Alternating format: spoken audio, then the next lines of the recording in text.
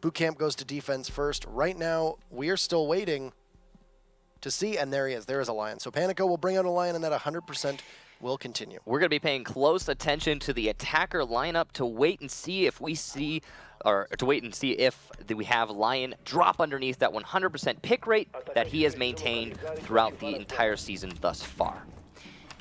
I personally don't see it as likely that he's going to dip underneath, but it's certainly going to be interesting when eventually he does, potentially this week, probably next week. You know, one round at least where he's not played. There will probably be a round where he doesn't get played at some point, I would assume, but... I mean, the question is, why would he not? You know, it's just, you bring in a universal operator because he universally performs, and no matter what strategy you're executing, but yeah, there's going to be one eventually. There has to be. So the setup going into the top floor, we're going to be having a Pulse running underneath Visa, and he is going to be heartbeating all the way up into admin to try and gather information. We also have no Mira being brought on this top floor, not an essential operator for this defense. Now, we talked about, number one, how Buck wasn't really seeing a lot of usage. Well, here he is. And number two, well, you're not going with a lot of roamers. You've got 4 3-speeds right now being employed by BootKamp. And look at that. There is indeed an Ella. One thing as well that this meta has really given a rise to is the information gathering operators. Legion has seen a slide in his usage, but Valkyrie and Pulse are applied in pretty much every single scenario. I would wager that they probably show up north of 80% of the time, at least having one of them on your team. And I'm kind of surprised that we don't see a Valkyrie here. I mean, Consulate, if any map, is a Valkyrie-friendly map. It has a lot of potential for outside cameras to gather information, and here we just don't have her. Now, Ion on the Buck. Now, right now, Buck has a little bit of an issue whereby his skeleton key and main weapon, if you switch between them, there's a delay in that you can't shoot. So you have to wait about a second, I think it's about a second, before you can use either skeleton key or primary weapon upon switching to them. So he's seen a little bit of a dip in usage as compared to Sledge, for example, who doesn't have that issue right now. First frag goes to GDN, the Thermite eliminating the Pulse, who was playing just a little off-site. And I mean, hey, it's a minute and a half in. We've used half of the round, and there's only one casualty. That's by our new measure. That is a very slow start to this matchup. Yeah, the North American play day and even on the first match of the day, I mean, we saw a lot of really fast rounds. So these teams, I think, you know, it's obviously going to be a bit of a grudge map. There's a lot of familiarity between the two squads. I mean, you got one Zord on each side, right? That's got to say a lot. And I think because of that, they're both taking each other very seriously, and you can see that slowing down their gameplay. Now, we haven't seen anything actually transpire at all since that initial kill of the Pulse downstairs. Really, the attackers have taken control of Yellow, which is not much control in their favor, and that's about it. From behind, the Jaeger of Life going to take out Ion and also light up the Blitz. That's Hugzord now on 1 bullet's worth of HP from that Jaeger. Second Lion charge going to be used for the round. With only 40 seconds left, that's a very late detonation. That means there's a 10-second cooldown after it's used. You see one smoke heading in towards console office. Hugzord, who had very little health after his encounter with Leipzord, just downstairs. He'll sprint right in, and what are you going to do at that point? Absolutely nothing. That terrifying speed of Blitz just bulldozes his way in. Seiya gets a kill, though, onto Hugzord, so that is finally the Blitz felled, and they'll try to spray through the wall. But amidst all of that, the diffuser goes down, leaving a 3v3, but having to battle against the actual diffuse time. The attackers of Panico will take out Intact, and that's the Lion doing his job. Waiting to see if they can get another, and that's Panico. He doesn't have any EE1Ds left, but that's 2 kills for him. It's all up to Leipzord, the Jaeger, who is on the flank. This is the same position where he was able to get a kill before. You can see the Thatcher of iBlacks just patiently waiting. He's going to need to work his way up these yellow stairs slowly but carefully, but he's basically out of time. There's no physical way for him to get the diffuser and disable it at this point, so the round is lost for BootKamp. A good execution onto the B site from T1, and Lipe will get a kill to end the round, but it's essentially just some frags. There's nothing to it, doesn't help them at all.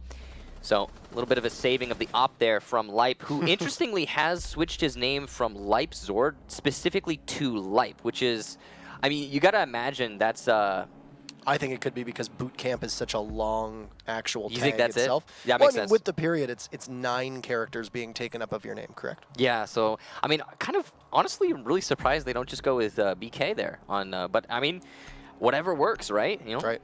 So, BootKamp struggling in that first round. We're going to have T1 take it. Now, they are going to choose to go downstairs rather than the top floor, and they will bring Amira. We're still seeing Lion here, but no blitz for the attack instead. As you can see, that Ying going back to a little bit of a older meta. Well, I say an older meta. A couple months ago, before this DLC was released, we brought smokes all the time. So here they are, coming from BootKamp. So a good opportunity now to be able to attack downstairs as well. This is a great setup to go into the basement. You've got a Thermite. No Hibana has been brought over 2 rounds. Not a huge surprise there for Hibana. She's not essential. She's not essential. I mean, the other thing you could argue too, though, is that if you're running against an upstairs or even a main floor defense, Thermite doesn't get as much mileage as a Hibana would, for example. Well, I mean, it's once both of them use their hard destruction, they switch to being fraggers, right? There is, without question, Hibana is the dominant fragger in that equation. So generally speaking, on a site like top floor, you're not going to need to do nearly as much hard destruction, and thus, as you say, Hibana gets more mileage because she is more proficient as the fragger. But on a basement attack, LifeZord on that Thermite going to be a central role if you want to open up the garage panel, which is likely part of the BootKamp plan. And still a bit of a slower start. I don't know what it is with both of these teams and why they are taking their time with such immense patience, but we've almost gone through a minute of the round, and there we are. The first EE1D will get popped. As I said earlier, honestly, I think that they're just taking each other really seriously. I think there's a lot of there's a lot of things on the line here.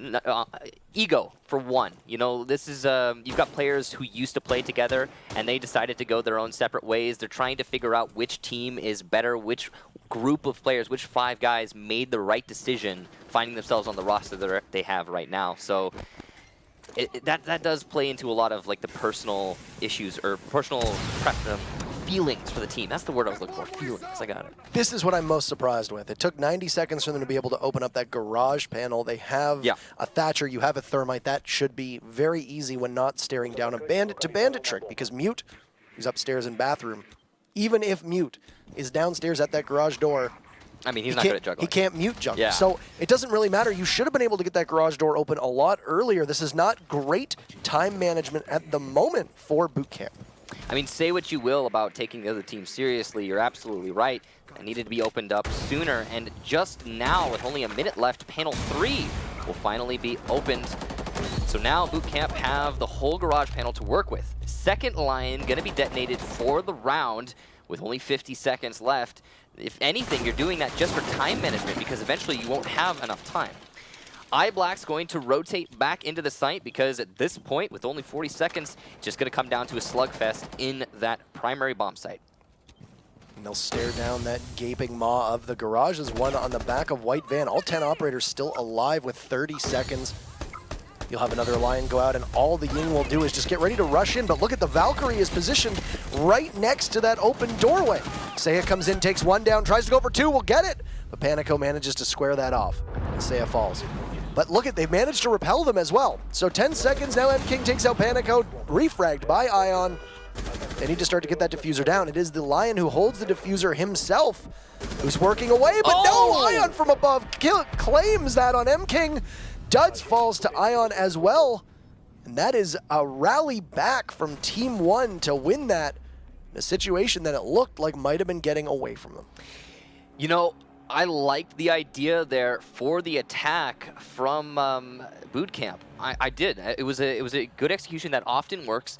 But the thing is, they lingered way too long. Like we talked about, they thermited the garage panel open, and they had a minute to actually execute their attack. And then once they started the attack, it was too little, too late. They didn't have piano control, and because of that, from above, the Jaeger was able to tear them asunder. And on top of that, they let somebody play right next to the garage panel because they didn't proficiently drone out the site. They didn't have information on the positions of the defenders, and they thus could not counter them when they eventually pushed in with their disruption. So some huge mistakes being made from BootKamp. Going to cost them that round, and now we've got that 2-0 situation. Team 1 looking pretty strong here on Consulate. Now, something to keep in mind is because of the unfamiliarity with these teams, this could just be map preference, pure and simple, that we've got a lead so early on. But BootKamp certainly have been struggling. They have been seemingly stalling out in these rounds. Although we did see the same thing, to be fair, from T1 earlier. That's very peculiar. They had opened up the garage and now will close it again. Didn't get to see if they had tossed something out. Maybe Legion Mine had been thrown out there. There's no Valkyrie cam for them to throw out either, so I'm... Possibly Legions? I mean, they don't have a... I would say, possibly you put a Legion in front of the panel, and then you can tell your Bandit when a Thermite's going into plants. That might be why, but I don't see that as overly necessary. Oftentimes, Bandit can manage that sort of thing just with his own sound. Right. They've figured out where Jaeger is playing upstairs at long desk. You've got Ion once again on Buck. So I do like that we're seeing a couple Bucks here. Consulate is a map that we will typically see a lot of usage on him. You'll see they'll bring out a sledge as well. There was indeed a Legion trap out there, but they shoot it right away. I mean, it's kind of obvious, right? You impact the garage, you're going to know. There's a reason for that too. Likely to try to gauge, maybe to help with the Bandit juggling, or even have a C4 tossed from above. But as I said, I mean, it's right. As you said, it's one of those things where an interesting strategy that I mean, doesn't really seem to be bearing any fruit at the moment. It's coordination, right? But it's coordination that if the enemy team knows you do it, and as we talked about earlier, these teams are so familiar with each other, it's going to get countered. I mean, there's no one in a position to deny that. Speaking of in a position, we have Jaeger on the top floor. Oh, a missed shot from Ion, but the Blitz, no, is going to lose that fight. Lipesword takes out Hugzord, the first one in those two players engaging each other. But Lipesword was downed in the process, and Ion will finish him off. How does the Blitz not get away with that kill inside a bathroom? You knew that, and first and foremost, how did that first buckshot miss onto the head? Now, it was Duds, the Bandit, who was playing up top at yellow. He managed to pinch Ion as he was trying to come back down from the bathroom after he'd been able to secure that kill on the Jaeger. And there's another Legion Mine out there. And you can see GDN will get hit for 10 damage with it and pull the needle out of his foot. You get one, but you don't get the other. I mean, it's gonna work out for you, I guess. I mean, a little bit of damage done, if anything. And this is smart here. And this is another reason why Lion is so powerful. You finally hear the exothermic charge go off. You want a Bandit trick, but you can't because there's a Lion's EE1D going at that point. You know, at the very beginning of Siege, Bandit tricking was seen as an essential function. If you didn't Bandit trick something like the Consulate Garage, then you lost the round. And now it's, you know, there's been so many counters and so much development on that. It's almost a novelty thing. You know, especially, and as you said, Lion coming out, he really solidifies that. Speaking of Lion, Panico gonna get a kill underneath the white van onto Duds. Now, with that EE1D going out, you can't actually shoot the Bandit itself. They'd opened up one of the walls already, but you could potentially push yellow stairs or the front of the garage. M-King will answer back by taking out iBlacks, and it looks like for the first time, BootKamp might have their first victory. GDN will just run out of time, even though he's holding that diffuser, and BootKamp takes their first round of the day. It's still 2-1 in favor of Team 1, but a successful hold from the defense. Yeah. We haven't seen BootKamp be very proficient on attack. On defense of the top floor, they struggled, but clearly they understand what they're getting themselves into when going downstairs. And thus, as you say, the first round. So, looks like it's going to be top floor from T1. They're not going to try and mix anything up here, go to that middle floor, which we don't see a whole lot of these days. I mean, it actually used to be a little bit more popular, but it's fallen out of favor lately. We are seeing a Mira, kind of interestingly, on the top floor, which, as we talked about earlier, not exactly an essential operator up here. There aren't a lot of places you can put her Mira windows where you will actually have any amount of control without exposing yourself to another potential angle the attackers can utilize. Right. The first defense that we'd seen up here on console was when BootKamp went up with that, basically that full roam defense minus the smoke. It didn't work at all. And I agree with you. Mira is an operator who is very strong on most sites, but can also be a little site dependent. We do see her ran on certain bomb sites and certain maps, even though you might maybe not get the most value out of her in comparison to others. This setup that we see right now, you know, will be it's about as good as it gets. It's about as good as it gets. It's going to be a strategy where you hold that admin, you hold console office as well from connector, and there you go. That's going to be the biggest focus for you and not getting pushed off those two positions. The main thing, the reason you would put a Mira window there is, yeah, sure, it's useful to hold admin, but it's just, where else are you going to put a mirror window where it's actually going to be useful and you're not exposed to a window or the top of a staircase or anything along that nature on the top floor? There aren't a lot of locations you can do that. Now we do have a Dokebi who's being played here, and she's an operator that actually has been played a lot more lately because of the yellow meta. She's not quite yellow, but she really falls into it. The disruption for the attack indirectly that you cannot avoid. I think that's seen her played a lot more. You couple her with a Lion charge, and the defense is effectively, for a couple seconds, disabled. No blitz, but yeah, you got a Jackal, a potential phone call, a Jackal track, and a Lion all going at the same time. I think at that point you basically just give up, but iBlax is about to get naded by Intact, but he pushes up quite aggressively, and from that closet up towards the Skylight, takes out the Buck. Intact is able to get the frag off, but it doesn't find its intended target. That's a very brazen play by a Smoke to be able to do that, and incredible that he won that fight. Well, also kind of a little bit of a mistake there from Intact. I mean, he saw the Smoke twice. He peeked into him twice before he peeked in the third time and died. At any moment, he could have taken the nade away and simply shot him with his gun. That Smoke was standing still. Would have been a pretty simple kill, but he chose to go for the, I guess, what you would generally consider the safer play. You know, you don't actually have to just directly fight him. Just didn't work out for him. So Lipe with his DMR on this B window, going to see a target inside of Connector, but not able to land the shot. Instead going to spray through the wall towards Closet. Another EE1D will go out, timed exactly the same with the Logic Bomb. That's 2 of the 3 global abilities in the game. I mean, well, technically 4 if you count Rook's body armor, but both going off at the same time. That 1 kill to Buck really has slowed BootKamp, though. You can see that it's taken them quite a while to be able to get in. I don't believe they have control whatsoever. And oh, Seiya, beautiful shot on the Panico. That Pulse just trying to get too aggressive outside a bench, and he pays for it. Now Seiya's coming up yellow and sees, and will get another kill, this time on Hugzord as he sees the Jaeger. Diffuser goes down as well, so BootKamp, with all of that patience, it will now pay off as the EE1D will get the smoke, and there's just no answer whatsoever. iBlax and GDN get 2, but Lipe is able to take out the smoke, and GDN takes out Lipe, so it's all up to M King. It's the Lion left, who has no charges whatsoever. Will try to take out the Bandit. He will get him, and now, or the Mira rather, and just has a shred of health left on the Bandit. It's 1v1 Yellow Operator versus Yellow Operator on the rappel. Ion trying to bait the Lion. He gets off. He's running out of time, though, and will now need to stick it. This should be very easy for M King to be able to get up, and he's just out of time. BootKamp in good position. There was nothing they could have really done, unless maybe had somebody run out of yellow stairs. BootKamp now ties it up. It's all 2-2. Nice attack there. You know, hindsight's 20/20, and of course, that Bandit, not omniscient, can't see that he's simply being baited. He could have stuck that. It would have been a nice. It would have been a nice turn of events had he stuck the diffuse disable. But 2-2 as BootKamp, as you say, a good execution on that top floor. Now, the main thing for me was the disruption, you know, holding back the Team 1 retake, and even when the Team 1 retake started coming out, they were really good at it. I mean, they got a lot of kills. They potentially could have won that round. They were very close, but it was just the delay after delay after delay with the phone calls and the Lions that denied them that potential. Kind of an interesting thing that BootKamp was doing there. They had their Lion on flank watch throughout that entire execution, simply using his ability and making sure nobody ran out on his teammates. You don't often see him on the flank watch. He's usually an operator you would throw into the thick of it when you're executing the site. Despite, yes, of course, it being potentially wasted utility, he's got a really good kit outside of his utility in those flashbangs and an excellent 50-round magazine to entry frag.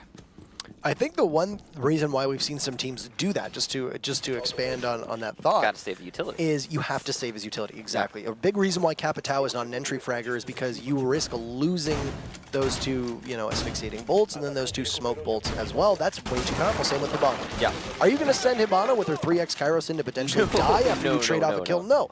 But Ash can, you know, maybe use those 2 breaching charges on Barbed Wire, and then boom, she can just run in and start killing things. The breaching charges for Ash aren't exactly why she gets played. You know, I mean, yes, it's the barbed wire. Sure, you can get rid of some barbed wire, but I mean, this barbed wire is like water compared to what it used to be. Used to be an essential function, and after the nerf to the barbed wire, it's kind of just like a nuisance. Not something you even need Ash charges for, but yeah, no, she gets played because she's got a great gun and she's a 3-speed. We are seeing the yellow meta accentuated here on the attack right now, as you can see. an IQ, a Lion, and a Blitz all being brought. IQ is pretty standard on this map. We've seen a lot of teams run her because of the prevalence of Valkyrie, which is something you touched on earlier in the broadcast. Wow, a grenade goes down, and it'll get King, who's on the stairs and is down now. That ADS somehow not working will get picked up. The one drone of the EE1D will detect the Smoke, who will manage to get away without losing his head at all. That was a risky play for the Smoke to do that, but Intact knew that he had that barricaded wall or the reinforced wall inside of Closet to keep him safe. Still 2 nades on the IQ, so potential to still deal with the top of those yellow stairs. Duds, though, is going to get Hugzord. That's the Blitz. No longer able to sprint up those staircase and get the defenders off guard. Now, not having a shield really alleviates the potential to be pushed for the defense. Means that they're not going to have to worry about an unwinnable engagement popping up right in front of their face. So less crossfires will be established, and more simple holds on angles and safer plays will be likely executed from the defense moving forward. That's 2 rounds now that we've seen a shield die very early on. Yeah. It's something that you really can't be losing that quickly. Yes, a lot of shields are now indeed played as entry clear, or rather entry fraggers and roam clears, but you can't really always be losing those fights. It's way too important in the dying minutes to be able to hunt people down. Second E1D goes, really doesn't determine much as a grenade sails out from Ion. That's the IQ hitting its target. So we have the main lobby control in favor of the attack, and Intact is on top of these spiral stairs, so he could get a really good flank off. He is going to, I believe, down one of those attackers from above, whether he knows it or not, before moving back up. Ion gets his 2nd kill onto Duds, but from above, Intact a double, and Saya will get the 3rd. Now it's all GDN, who is planting right now over cover of smoke.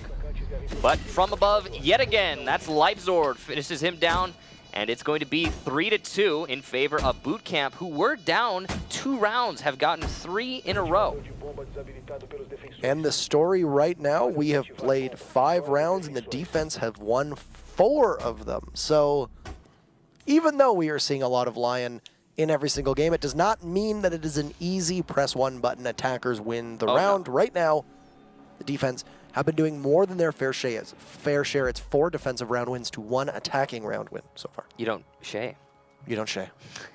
Thank you for mocking my stumble. So T1 are going to be going on to defense, and if the trend continues, it'll be 3-3.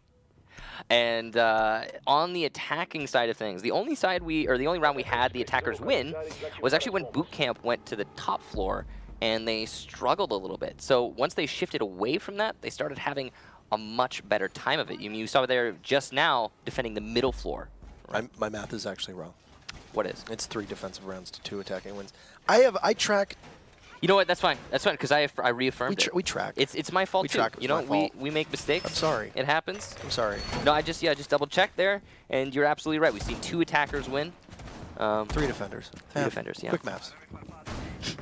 Mute has seen a lot of usage so far today, especially in conjunction with mirrors. We'd seen a strategy that involved muting and putting a mirror in the bathroom on that main floor. We're probably going to see that again, and it looks like that's the setup to try and wrest control of the main lobby away from the attackers when they push. That is usually how we see it played out here, and that's exactly what it is. You know, say what you will about the yellow meta, I really do think that having Mute played more is a good thing. I think having him back into the meta, having him as an operator, you see a lot. I like that. I really appreciate it. I think he could use a little bit of a tweak. You know, maybe if he told you when you're on a Mute, that'd be nice. So you could like actually actively counter the Lion and be conscious of it. But overall, it's fantastic that he gets more play. And what is he at, like 50 to 40 pick rate these days? I would have to check. I know that the BR6 stat was that he was at 57% in the Brazilian region. We've seen him a lot right now. I haven't been keeping specific track. We'll get those statistics. We'll crunch the numbers. We'll get those numbers for you. And I believe if the pattern from last season holds, then we will also do the operator pick stats starting next week once we have data for you to go off of from each region, at which point we'll be able to see who has 100% pick rate and who doesn't. Yeah, it'd be weird for us to do operator pick rates if it was just like 0, 0, 0, 0, 0, because no one's played them yet. Exactly. Same reason why we don't do stats on players as well. If you're wondering, those stats will, of course, resume too once we actually have kills, etc. Speaking of Mute, iBlacks gets the very first kill onto M-King, and that is the Lion down. So not only does the Mute counter the Lion but he in terms of gadgets, but he He literally countered him. He killed him. So you've lost your beautiful. Lion. There was only one EE1D that went out. It did not get anything. So they are now BootKamp, who have won 3 rounds in a row, probably in a bit of a bigger hole than they have found themselves over the last 2 or 3 rounds. Yeah, losing your most utility-efficient operator is never good at the very beginning. And that, by the way, again, as we discussed earlier, is usually why you have him not entry frag until the very last moment when he needs to, when he doesn't have any other options. Now, all that aside, though, 1 minute in this round, and oh, look at that. The garage is finally opened. That is the second time, in fact, probably the third time we've seen this happen. We don't often, you don't get it in many other matches where this is so late, but here it clearly is a case of the attackers overthinking it. This is a very nice Valkyrie cam, and one that has not been detected by the defense, partially due to them not bringing a Valkyrie, but also just because they're not expecting it to be up there. Take notes if you were watching. That is a nice throw. Second panel will be opened up as well, so that will be the entire garage, as panels 1 and 3 are completely gone. And you can see just that little sliver of metal in between. That is what is left of panel number 2. Yeah, that's not going to change much in the way of the attack or the defense, but 22 seconds in 4v5 will, because the attack is going to have a hard time as they make this push. Marks go out, smokes as well. Intact from above, going to see the defenders. Piano control is going to be in their favor this time, as Intact eliminates Iblax, and that's going to mean no pressure from above. Dubs gets one onto Panico, and Seo gets Hugzord, so the defense is falling apart here. Finally, the defense will respawn, as Ion gets a double kill, but it's too little too late as the diffuser has been planted. Intact from above is going to be able to deny this using his skeleton key. He's going to open up that angle right this second. All he needs to do is wait patiently. Doesn't need to worry about too much of anything. Mira on 1 HP will die to a single bullet from anyone. More importantly, a 3 armor, not able to rotate very easily. Going to go to try and disable that diffuser. And she's hitting it. Nobody's checking. Duds will get Ion as he goes to the yellow stairs, but nobody checks the diffuser. And we're going to have Mira stick that disable and win the round. GDN, what an amazing play from him. Reading that perfectly. You've got 2 angles on the diffuser.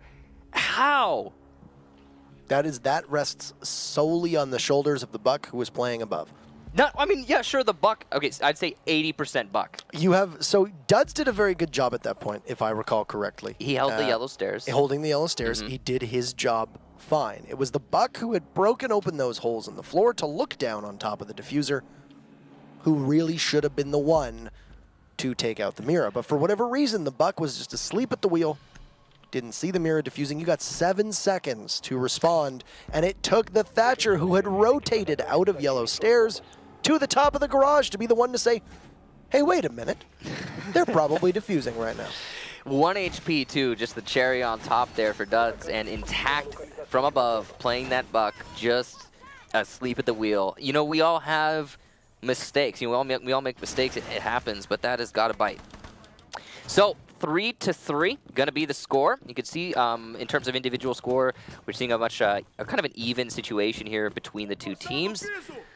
But overall, it's just been a slugfest. We're seeing the same thing for both of them too. That's the thing. Both teams are playing very slow on attack, and they are anchoring very heavily on defense. Piano control being an emphasis of this bottom floor hold. But apart from that, there's not much there's not variation at all, really.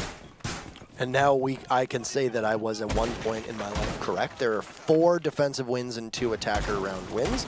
That will also blunt BootKamp's momentum after they had won those 3 in a row. It finally takes T1 to be able to get back on their feet. So we are now all squared up. Match point awaits us because of the fact that both these teams are tied up. So we'll see who will push us to match point in just a couple minutes. So yeah, setting up a Legion trap there, marking it for his teammate. That's likely to be, I want to say, a pre-play C4, probably from the Mira. We see those happen quite a lot. You know, put a Legion on the top, on the floor above, and then put a C4 underneath it. Legion will call exactly when his trap gets detonated, because you can do it. You can see through the wall. You can hear it usually, and boom, C4, and that player is now dead. So I like that strategy from BootKamp. Might give them a man advantage, especially considering the emphasis that Team 1 has been placing on that piano, that we just saw BootKamp themselves put on piano, as it is very essential on this assault. Now, we do have an IQ, though, so it might not work. Now, we've talked about how slow these attacks are. We still don't have those panels opened up. That's up to GDN, the Thermite, to be able to open them, who right now is just playing off of yellow to wait and see if anybody's going to potentially go for that run out. There is no Thatcher on the board. There is no Twitch either. It's going to be all up to Ion to break that floor from above and take out anything that may be stopping that thermite charge from going off.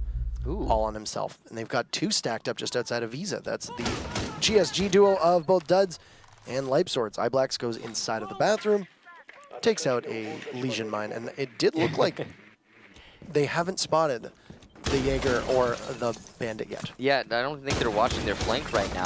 Something kind of funny to note, we just saw an IQ hit a Legion trap with her sensor out at the same time. That's just kind of funny. Light from behind will take out Panico, but we also have, and that's the Lion by the way, we also have the Bandit who has gone to the top floor to do a 2-pronged assault from above. Leipz has joined him now, but this top floor control will be very much in the favor of BootKamp and aid them quite a lot moving forward. You hear another Legion trap get hit now, and still so slow, 30 seconds left. It's almost as if Lion wasn't a thing. He was the first casualty. I'll make T1's push a little bit more difficult, but they have control from above. They still have not been able to find out where the roamers are. Hugzord's pushed down yellow stairs, finds the impediment of that Legion trap as he is slowed very briefly, and now Legion himself will get one on a GDN, and Duds adds to it with Ion taking down. It's all up to Hugzord and iBlacks, who will at least get one. The duo iBlacks with the IQ, felling Duds, but they're running out of time. They do not have that diffuser. All the defense needs to do is hang on. Lipe will throw himself haplessly at the Blitz, both dueling with pistols, neither of which landing their shots. Finally, the Blitz gets it, and BootKamp will win that round and go to match point. So Leipzord and Hugzord now are 1-1.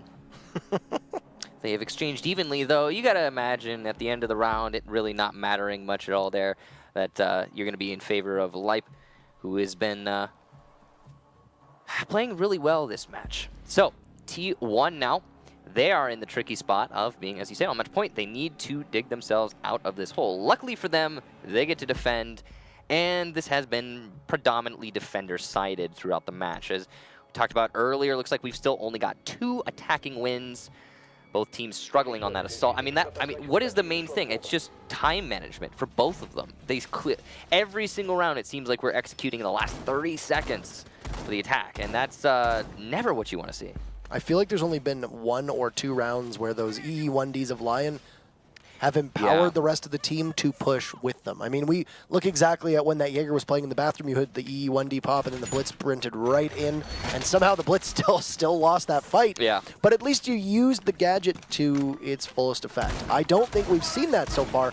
In fact, a lot of these EE1Ds that are going down, which is Lion's gadget, are really not being used appropriately in terms of timing. You'll see them go down, and there will be no push to follow up with them. Or they'll go down, and then they will also just sit around and wait as if they think that the attackers have to stay still, as well as the defenders. It does kind of seem like both teams have a misunderstanding of the utility that Lion brings. And it's confusing because we've already had great examples of that utility from the North American Pro League earlier in the week, and even from the match earlier that we saw today. I mean, you'd expect for them to have seen any of that and be like, okay, so we pop it when we push, and we pop it in the post plant, and focus on getting exactly that, the plant, which has been a strategy that a lot of teams have been employing, has been working out for them great, but here you just see 30 seconds.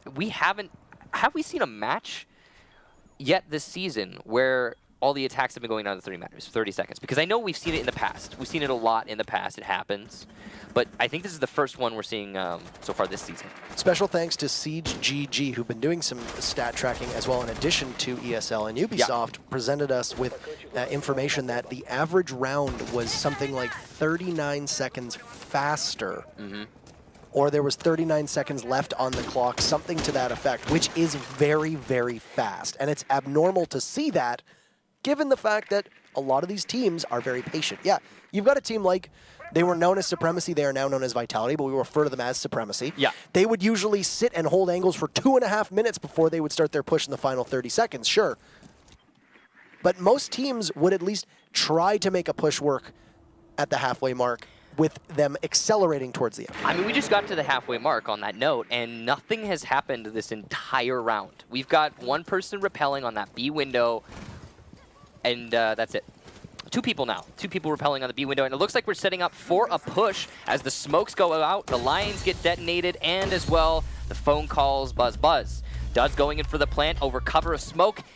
And now, 5 versus 5, this could be a successful plant. GDN C4 is going to miss, and it goes down. The phone calls and lines doing their work, and a team kill for T1, followed up by Lipe onto Ion, and Lipe onto GDN. Duds in the site gets Iblacks, and now a 1 versus 4 to deny match point. Interestingly, the Panico with C4 from below, who did not deny the defuse plant. He's going to get one C4 kill on the closet. That's Duds, but it's probably not going to change the outcome of this round and thus the map. A second headshot onto Intact. What a reaction. And oh no, just barely not a third. Asea does something unpredictable and repels into the skylight, finishing off the map and giving it to BootKamp, who will move on to map number 2 of Oregon in high spirits.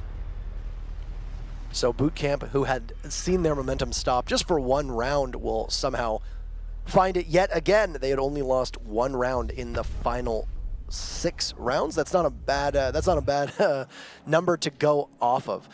You can see that they all did some work there, a lot of depth on that team, and now we will head to Oregon with BootKamp 1 potentially away. Now, what is at stake is that Red Canids will face off against the loser of this matchup, and then the loser of that matchup will go to relegations, which I'm sure you don't want to be going into. You don't want to be going to those things. We've talked about this a little bit in the past. This season is one of the most important seasons in all of Rainbow Six history for the simple fact that it's very short, there's a lot at stake, you can easily get eliminated, and the next season is 6 months long with no team rotation. So that's a lot. So if you find yourself out of Pro League right now, you're out for a long time. Yeah. So for Black Dragons, they will not go to relegations. The winner of this matchup will not go to relegations. So they know that unless the team implodes or et cetera, they will at least play on in the spring/summer when the next season, Season 8, begins, which I believe is when the operator bans are coming out. They said that the 5 attack, 5 defense, or whichever, however many they're doing in a row is also coming out. So that's when all those changes, because I know a lot of people have asked about, when's the consecutive attack defense? That's the answer. A lot of people are really excited for those changes, especially in the comp scene. There's been some discussion about whether they'll be beneficial or they'll be superficial, just kind of like a thing that it doesn't really matter. But I think overall, structure-wise, it's going to improve a lot of stuff. And because of that, a lot of people are saying it's coming off as the first real, fully fledged season of Rainbow. I mean, it's 6 months long. It's got a whole new structure, double round robin. You're going to play every team twice. You're not going to get eliminated like you will in this season. And sure, in this case, that's adding more stakes to this season, which is great, honestly. It means there's much more on the line and teams are going to play a lot harder.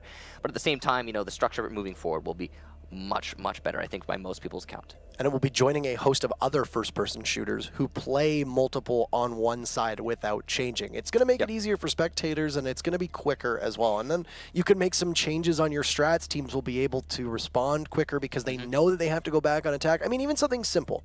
I know this sounds really silly because these are Pro League players, but round number 1, you're attacking and you win, on basement, and then round number 3 comes around and you say, oh man, can they go back to basement again? That's just that couple seconds that it takes for you to be like, actually, yeah, they did, so they can go back there. That's not going to be a thing anymore because you're going to know because you just played on that side. There's always somebody on your team keeping track of that stuff. And but there is something in the mind of a lot of players in Pro League. They're the fragger mentality. Those players where they're not necessarily thinking about too much stuff. They're focusing on their gameplay, and that's good. That's what they should be doing. That's their job. They're supposed to frag out. They're supposed to get their kills, and that requires an immense amount of focus. So taking away from that, by having to keep track of the structure of the rounds and stuff like that, can sometimes be frustrating. Now, at this point, of course, most of the players are used to that sort of thing, but it is going to simplify a lot when we go to 5 and then 5. I think a lot of people are looking forward to that, as we talked about earlier. Now, we are getting ready for map number 2 of this best of 3. That's going to be Oregon. I think we are probably going to be seeing a lot of what we saw in the match prior. Maybe some West roams, as we see a lot in Latin America. I think in this match, we're probably going to see those definingly slow attacks accentuated again. But who knows? Only time will tell. As we load into Oregon, again, our second map. BootKamp up 1. That was BootKamp's map as well. Yeah, they did pick Consulate, and so we talked about this a little bit. I think earlier it was in the first couple rounds, but we had T1 in advantage, and it could be map preference, pure and simple, that BootKamp managed to win there. I mean, you talked about it. We had 3 rounds in a row for BootKamp, and then 1 round for Team 1, and then we had 2 rounds after that for BootKamp. That 1 round that Team 1 got to win, that was the sticking of the disable on the diffuser in garage defense by T1. So that was potentially a win for BootKamp that was just thrown away. Now, your eyes do not deceive you. That is indeed Frost. Honestly, not surprised. Frost. I'm not at all surprised. I mean, with this current meta, sometimes the attacking team will get a little bit ahead of themselves and rush because, oh, the Lions popped, we gotta go, go, go. That said, I mean, we haven't seen that once with these 2 squads. These 2 particular teams have been going slow as molasses. I also think it's very interesting that there were some complaints among certain players that the trap meta was unenjoyable to play in. It slowed things down too much. So you have both Finka and Lion, and with the changes to Blitz, have certainly sped things up. But if anything, it has only entrenched the trap meta even further because you need to slow them down. Yeah, we were talking about that earlier. It was the same thing with Mira. I mean, she's not necessarily the trap meta, right? I mean, she's an operator that contributes to the overall meta of defense, and she has since her release. But it's the sort of thing, you reinforce what works on defense. You make it so they maneuver less when you have something so dominant as the yellow meta on attack. You have to commit to that sort of thing.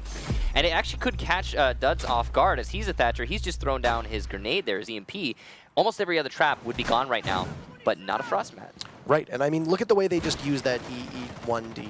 They used it, and essentially BootKamp didn't push at all. They just kind of watched to see if anybody would rotate, and it's at this level, you've got to imagine, teams are smarter than that. They're not going to specifically rotate, especially in front of Big Window, which is usually a death sentence when you move in front of it. We've also got 2 EMPs, I believe, that have just been used by the Thatcher. That's a lot of other utility. I mean, that's an essential function that you need when you're pushing the site. That helps you out so much. 1 gas canister in response from iBlacks. You gotta imagine that's really a fair trade. Now, since the smoke is playing upstairs, he's not gonna be able to anchor on the defense and deny the defuse plant inevitably when it pushes into the laundry room, but he's still in a good position to delay overall. BootKamp seemingly have decided to ignore the roamers. This could backfire very heavily, or it could be just what they need. You would think that the way they have this set up, that the site is upstairs. It's not, it's in the basement, and they'll finally get that main lobby hatch. And MKing still works his way downstairs. And yeah, they've only got the Mira and the Smoke on site. That's it. Or the Smoke, not even. It'll be the Mira and the Mute because the Smoke was playing upstairs with the Legion inside of Kids' dorms. So still, 1 minute left. They're going to try to open up more sight lines upstairs, and it's all up to MKing at the bottom of the stairs to be the person to push him. Characteristically, a slow attack here from BootKamp, despite them ignoring roamers. Now, normally when you say, okay, they've got a lot of roamers, let's just hit the site, it goes a little bit faster because you understand that once the roamers flank, you're going to have a bad time. Here, BootKamp are taking it nice and slow, going down to the last 40 seconds. Duds will get the first kill onto Ion. Here come the Smokes and the Lions. A backwards plant from the Blitz. He's not going to rush in. He's going to use a shield from behind. But Panico's made it past the cover. GDN will also deny that plant with a C4. And Panico looking up through the drop. He has fallen back because he doesn't need to deny the plant anymore. But from above, Seiya will get GDN in response before Panico gets a headshot of his own. And then from above yet again, that's going to be Panico eliminated. Blacks is back and forth here between these 2 teams, leading it down to a 2-on-2. And what a shot from Duds. He was supposed to lose that. Hugzord not able to make it work. And iBlacks from above, he won't be able to deny the defuse plant. He's going to have to rotate back through tower, it seems. Or at least the drop down. Sees the defuse plant has been put down, and he's going to go into the main lobby. He actually has a lot of control from this position, but the mirror window is still intact, as if I recall correctly, and he's going to have to now fight against his own team's utility on this retake. Goes for the stick. Will he get it? Gets lit up, and no. Lipe will eliminate iBlacks, and that is going to be BootKamp winning that attack with only 30 seconds on their initial execution. That Thatcher play of Duds from above took him 2.5 minutes before he could start to actually clear out the Smoke and the Legion. He got the Legion. The Smoke had already fallen off at that point. Panico had gotten back to site itself, which was the Frost. And then the Thatcher just rotated down to help the rest of his team. It was back and forth. And you really have to credit Duds for his individual effort there. He almost single-handedly won that round. I can't believe when he got pushed as he was planting by default spot, manages to stand up and get that kill and then still get the diffuser down, and iBlack's is all the way off upstairs, playing just near Armory. Yeah, there was no chance, really, I think, at that point for T1 to be able to make that a successful retake. Yeah, and I think it all really comes down to those roamers not doing much of anything. Usually, if you realize as a roamer, okay, I'm being ignored, immediately you need to switch from passive roam to aggressive roam and start going for that flank. Start looking for your opportunities. Yet iBlack's, who was one of the primary roamers, was the last one alive and didn't help on the initial push from the attack at all. So obviously he's going to be looking back at that and seeing if he can change his ways, moving forward on their next defense of that basement if they should choose to use him on roam yet again. But it's over now, and BootKamp, who have won the first map, have also won the first round of map 2. Like this angle being opened up by LATAM, we've been seeing it just a little bit in the Pro League. It is, you know, potentially a free kill, but it's also very dangerous to play. Will likely be ACOG versus ACOG here. One of the 3 defenders who have that available to them. Very smart. That very smartly, Lipe will stand back upright rather than lean, because some of your body does get exposed when you do lean around that angle, and that's not something that they want to risk. Here's one reason why Oregon is enjoyable, at least for me, to watch. Right. Your site is downstairs. You've put a lot of resources in both side of kitchen, as well as that one wall looking into meeting. You saw that is very different from what we just saw from Team 1 upstairs when they put a lot of resources in upstairs in kids' dorms. So you're saying strat variation. Strat variation, and it's like you can defend that basement and do it in 6 different ways depending on how you establish the players playing offsite. Your site is basically going to look the same most of the time, but it's the main floor and the upstairs that's going to be a little different. You know, I remember the first time that the guys in North America started to figure out, whoa, guys, we can defend in meeting hall for the basement hold. Those were the days. Ion gets the first kill of the round. Seiya goes down. So that's the Valkyrie. Hopefully she's already gotten her cameras up. There is no IQ for Team 1, so those could still potentially be useful utility-wise. Not a huge loss for BootKamp, but still a man down. Now, Lion has only used, I believe, one of his charges. So that means that with only a minute 30, there's going to be a lot of those kind of together. Lipe falls back from meeting hall, choosing not to hold that mirror window any longer as we're getting down to the last minute of the round. They're just going to sit. They're just going to wait. That's all it takes right now. Is still, I don't know why we're seeing so much trepidation from the attacking teams. Potentially, it is very confusing, especially when you look at the teams that we've seen play so far. Maybe it's just that they don't have the same style of coordination with each other. On an individual level, too, Latin American players, the last region you would expect to have trepidation or just playing slow. They're a very fast region, and they've slowed down a lot. They've gotten more strategic, but it's an individual player sort of thing. That was a very smart play. Intact had thrown a gas canister out, and at that exact moment, you saw a Thatcher EMP go down and blew it up at the same time. Ion gets a kill on the M-King, and Intact takes GDN down. GDN still manages to get the defuse off. So that will be a thorn in the side of the defenders, who are, at the moment, still down by 1. Ion has both kills for the attackers, showing the prowess of the assault rifle from Zofia. Intact trying to challenge from above. Ion has 3 now. What a great play, but Panico will deprive him of that ace as he takes out Duds, and it's all up to Lipe to clutch. So right now, it does appear that this round will go in favor of Team 1. It should be an equalizer. He'll get chased down by the Blitz. He is just completely stuck. And there is no way the freight train charges in. Hugzord gets the final frag of round number 2. We're all tied up. No chance there for the Echo, completely blind. But it's beside the point, really, as it's likely the round would have had the same outcome either way. Now, kind of interestingly there, when we saw the defender looking up through the drop, the reticule, or rather the casing of the reflex was completely blocking the attacker who is peeking him, and you don't often see that because the reflex is that scope that you bring when you want the most peripheral because it has the smallest casing.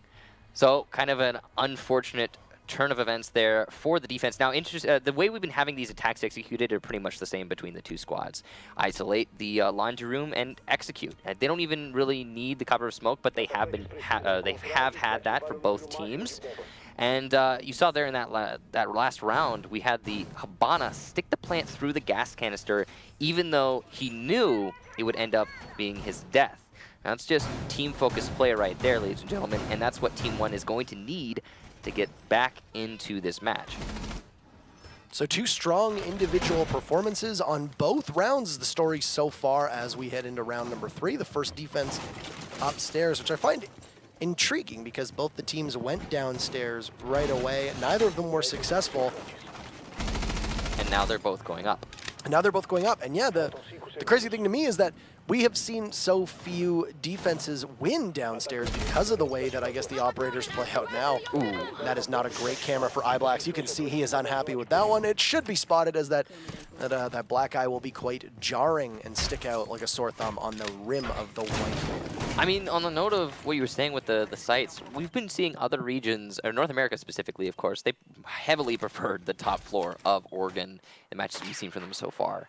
So I think I'm not too surprised by the fact that we're seeing the movement now, despite no success on the bottom floor. It just means that Team 1 specifically, who are the first ones to make that adjustment, are dynamic, and that they're willing to make changes to get the result they want, which of course is a win. So, King clearing in through the junk tower. Going to be looking for any roamers, of which there are seemingly none right now. Looks like we have a full 5-man anchor from defense, at least from just from a preliminary look. King is spotted from the mirror above of GDN, who's playing that one open hole inside of Kitchen. They'll fall off, obviously knowing that you're probably not going to win that engagement against a shield. Yeah, and you can see we've only seen 1 minute so far, but we're still having those attackers drone out the bottom floor looking for the roamers. I gotta imagine they just don't expect there not to be any. It looks like there is actually one over by tower. Didn't quite catch who it was, but that means only 4 on site. And it means the BootKamp is going to have to continue to think about that, thus wasting more time. Looks like we might have a master take setting up here for BootKamp. They're going to have to rotate intact using that Hibana over to master if that is their intention, because he is the only hard destructor, the only one who can get open the closet wall. They're still just going to use. They're still just going to be using King to literally face check everybody. He's just going to go up and clear everything on his own. Also, though, 3 EE1Ds are still left right now. Make that 2 as one will finally go out. There is a 10-second cooldown, so all 3 can still be used in the final 50 seconds. The smoke will go out to deny them access through the main hall as they'll open up closet with those Hibana charges. You know, they have been very proficient in their rotations, despite this being, again, a very slow round for the attack. But, unfortunately, they didn't check for all the roamers. Ooh, that lion charge actually going to deny Ion this flank. That could have been his opportunity missed. It only depends on if BootKamp turns around or not. He's got a good chance here to be successful, but oh no, the Blitz sees him. That's huge, and he's going to have to relocate and rethink his strategy. Gas canisters stalling out this attack with only 14 seconds left. Here comes the last Ion inside a generator. We're being planted, and the smokes are covering that successfully.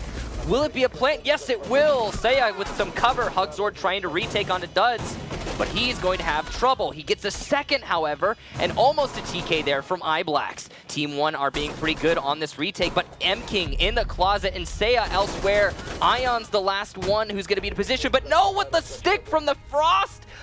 All the while, throughout that engagement, Panico just holding that disable. It looked like he was in a bad spot or possibly downed. You couldn't even tell with all the chaos that he was in fact hitting the diffuser. And it will be Team 1 up 2-1 now. That's the second time we've seen that happen. In fact, that's the second time we've seen that happen for Team 1. And we have had 2 Frosts in 3 rounds so far. Seems that Frost is a favorite operator, though I don't think we've seen a bear trap used yet. I don't think so either. Ella has been played actually quite a bit between these 2 teams as well, which is a little bit unusual, which is strange to say given how dominant Ella has been over the last 6 months. I mean, we talked about it earlier, right? It's just after that nerf, man, she has been hit hard. In a lot of other regions and matches, she's an operator that's fallen out of favor, but yeah, she's been seeing a good amount of play in this match. I would say that the biggest reason why we've seen her fall off is because she's hardest countered by Lion. You know, she is a very hyper-mobile operator who I would say her niche now is locking down an area and taking multiple targets inside of that actual area itself. Yeah. No longer do you have the terror who can endlessly rotate through sites and take fights at close, medium, and long-range engagements. I'd say she's a pinch anchor in the sense that you find one location, as you say, and you lock it down. You lock down that area. And it has to be a close-range area, right? It has to be something you can really get your hands on, because that gun becomes, like, it starts healing after a certain range. Not really, but, you know, it's pretty weak. Anyway, so the setup going downstairs, we are going to see West clear. There are no West roamers this time for for BootKamp. They tried that last time, didn't really work out for them. So they're going to instead just have the top, well, they do have top floor roamers, but they're not West side, or at least they're coming up late, it seems. I'm not entirely sure what their setup is. We'll get to see it eventually, that's for sure. Noticing the rotation hold, though, in that closet, T1 is going to be conscious of those players. And both teams have been using this blitz in a way that he can just kind of largely push unimpeded. Can just keep going and never slow down. Well, I mean, it doesn't seem like the blitz is really stopping. You've just got the blitz continuously walking towards the actual site itself, and there's not much you can do to challenge it when he pushes like that. That's the nature of blitz, though, right? I mean, that's what he is as an operator. If you can accentuate that by, you know, supporting it, then yeah, of course, that's what you're gonna do. Now, despite that, and that is true, blitz has been pretty non-stop so far. These have been some of the slowest attack rounds in the entire Pro League. Between these two teams, both of them seem to have the same mentality on attack, and that's, hey, let's just wait here at the top of White Stairs for 10, 15, 20 seconds. Here come the Lion, there's a Sophia and all the other support, but a C4 quickly counters that. Well thought there from Lipe, knowing his ex-teammate of Hugzord, C4ing him on the push. Ian will respond. But still, that's the blitz gone. Blacks as well. Seiya goes down. Was that through the wall? What a shot there. One roamer left for BootKamp. Second line gets detonated, and Duds holding in the corner of that kid's dorms. I don't like the placement of that Ela charge. It will affect Duds if they push in. They see the mute jammer, they take it out, and now there goes the Ela charge too. I don't think they've spotted Duds just yet. Panico should be able to see him shortly. They're trying to bait him out as a second drone will now go in, but it also missed.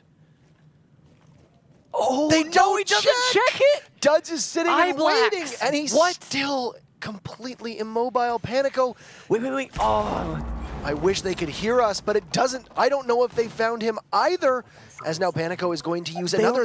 They think he's in the northwest corner of the room, but Duds is still up there, and with 30 seconds, he's going to control a lot of this round. GDN has worked his way towards the bottom of the site, accompanied by iBlacks. The smoke is going to go off.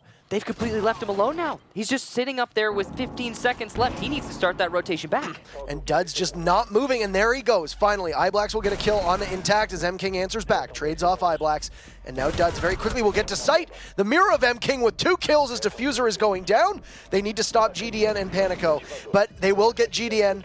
There's only the Diffuser left.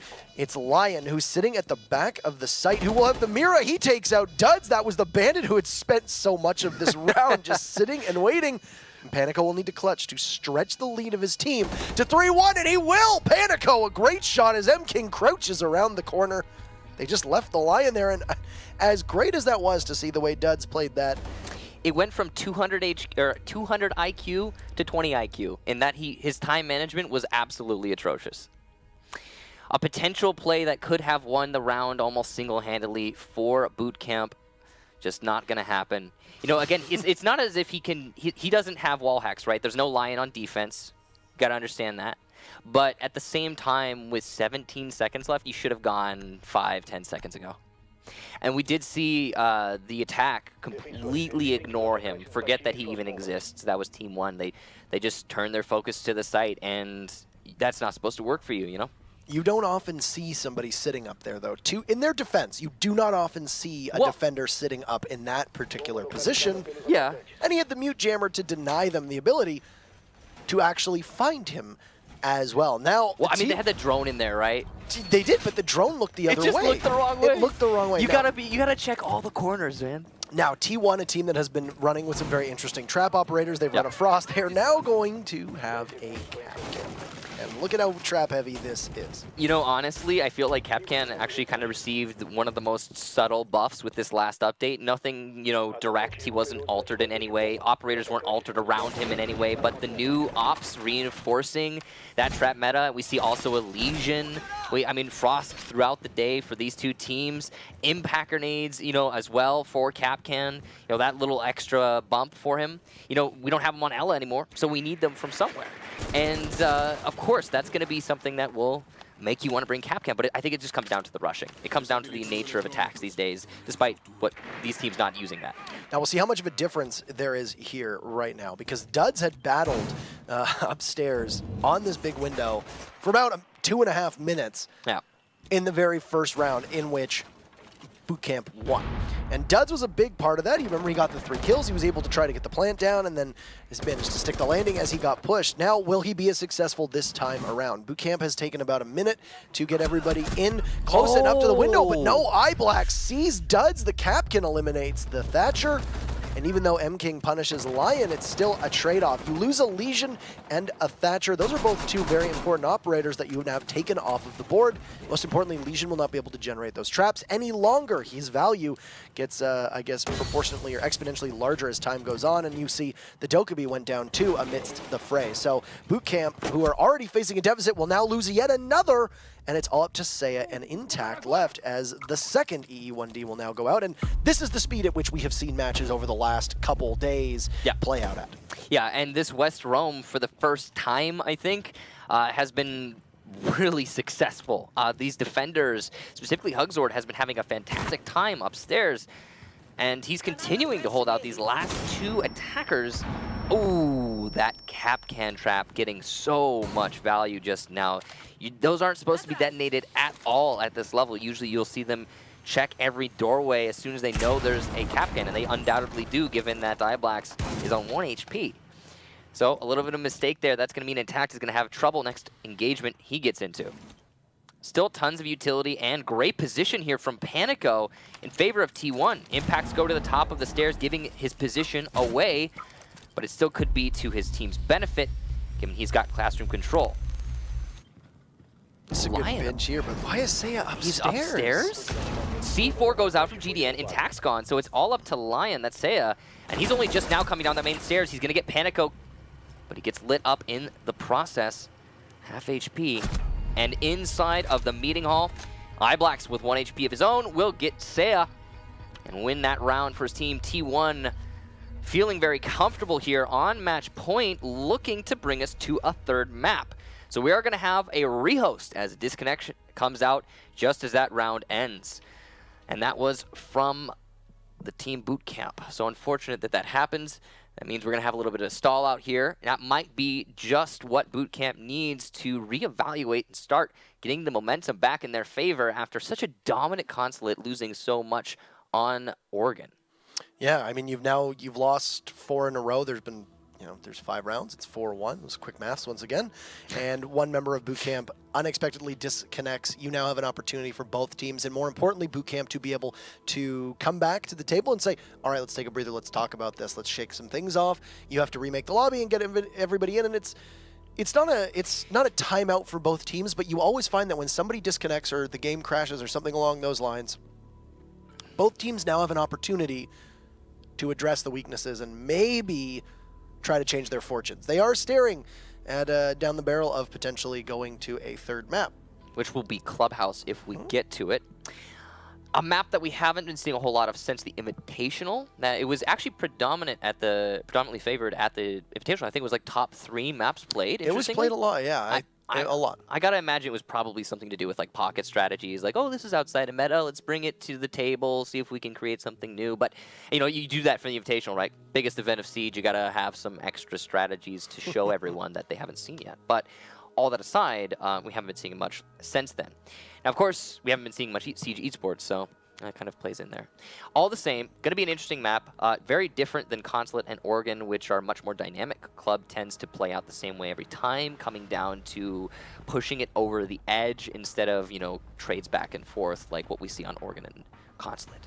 So the first aggressive push that we see, period, still ends up with the team that is aggressive losing. Well, so BootKamp just does sort of just sprint inside of the site. They pop, they get really aggressive. They lose too early on to give an advantage to T1, and this is T1's map. They are up 4-1. It goes to show you why they would have picked this potentially. They do look like they're outclassing BootKamp right now, but there's been like there's that lack of spark on attack. And while that was an aggressive round there from BootKamp, at the same time, they didn't commit, you know? They were like, oh, let's hunt down the roamers upstairs. And then that didn't work out for them. So like, okay, let's hit the site. But at that point, they're already at a heavy deficit, losing so many members. There was no refragging at all. It was just trades. Not trades, rather. It was individual engagements going one way or another. And it happened to slant in the favor of Team 1. So, I mean, if you're going to clear the roamers, clear the roamers. If you're going to ignore the roamers, ignore the roamers. But you can't lose a bunch doing once and try and do the other. Right. Or doing one and then try and do the other, excuse me. It was just need more commitment from BootKamp. But again, map preference is probably a big thing here. No, Oregon going in the favor of Team 1, but it was the exact opposite on Consulate. Right. And with Clubhouse awaiting us, it'll be very interesting to see how Clubhouse is played out. I'm trying to think. I don't think we've seen a Clubhouse. I don't recall with the Clubhouse. yellow meta at the moment. So it will be It'll be interesting. something new. And think about how much penetrable floor there is as well. You have somebody playing upstairs in kitchen, or you have somebody playing in the main hall, and a lion goes off and somebody downstairs moves, they're dead. There's no chance at all. You just shoot through the floor and potentially kill them. Buck's job is to open up that entire floor so that you can see down inside a site. But you don't need Buck if you've got wall hacks. And then on top of that, you know, when you open up that angle as a Buck, it's a two-way street. You know, defenders can fight back. If they see you, if they outreact you, they can kill you. But if you just pop a line and they start moving down there, then that's you win. You win that fight 100% of the time. You win that fight 9 times out of 10. 9 times out of 10, yeah. 9 times out of 10. Not 100%, 90%, I guess. You know, it was close. 90%. So we're just getting all the teams into the lobby right now. It does appear that all of BootKamp are back, so it's going to be up to those in Team 1 to come back in. And this match has lived up to its billing so far. We came in, we thought it was going to be a very close contest. I think if you go online and look at the community results, I believe Black Dragons versus Red Canids had Black Dragons at 93%. I want to say it was, I think I want to say 93, 92. It was 93-7 last I checked, before we started our match. Right, so there you go. So Black Dragons played as well as you would have expected, one of the best teams in the world. They have made the new meta look very strong because of the way that they are practiced and the operators that they use.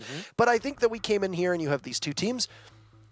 You called it a grudge match. I think this has been as competitive a match as we could have possibly hoped for, and we are very much looking like we are going to head to Clubhouse. It might not be necessarily a grudge match. I'm sure there's some love-loss between these two squads, given that they're so familiar with each other, yet they're on different sides of the fence.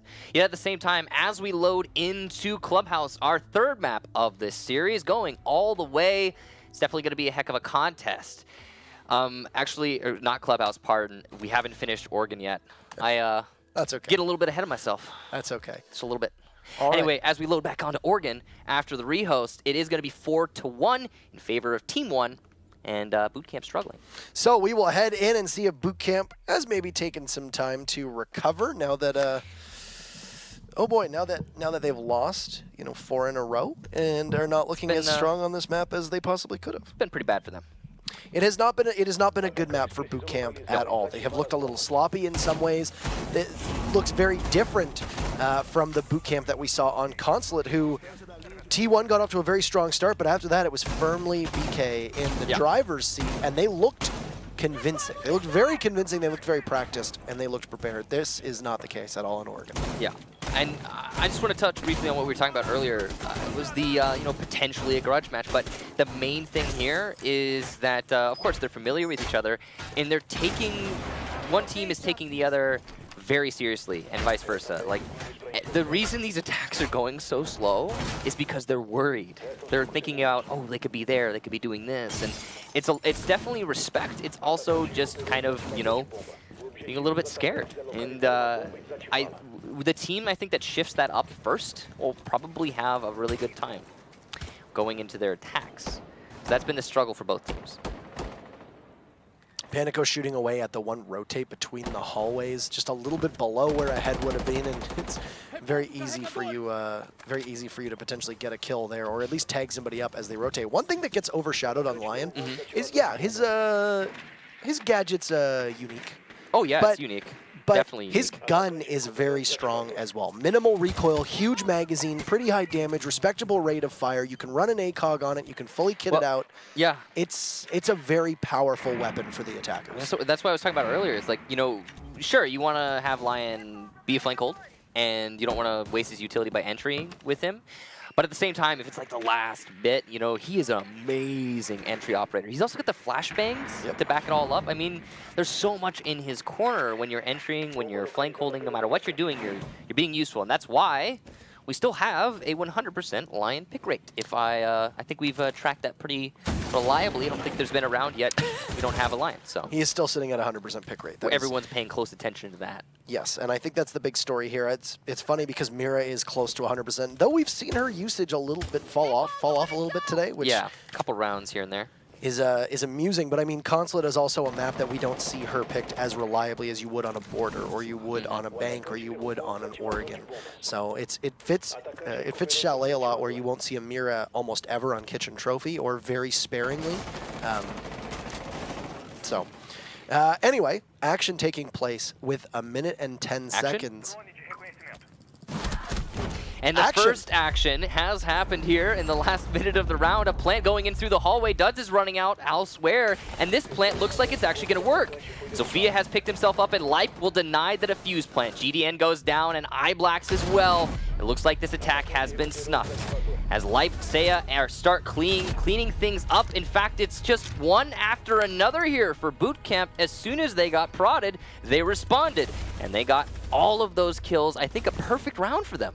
That was flawless, and so BootKamp able to go and nurse their wounds for a moment or two after the disconnect, and are now coming back as a very different team. And they looked good there. I mean, you had one going right in. They tried to get the plan off. It looked like GDN was going to be able to stick that, and if it wasn't for the mute pushing up, I think they probably would have got it off. About 4 to 5 of those 7 seconds had bled off at that point. So, hey, and now you've got BootKamp answering back. So they managed to do something that they haven't been able to do since the first round, and that is win one themselves. They will now go on to attack to see if they can keep that up. Also their first defense win.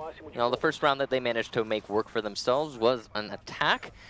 But while that was good, they still have to get 2 more to get into OT and deny that third map. So that's going to be a struggle they're going to have to put up now.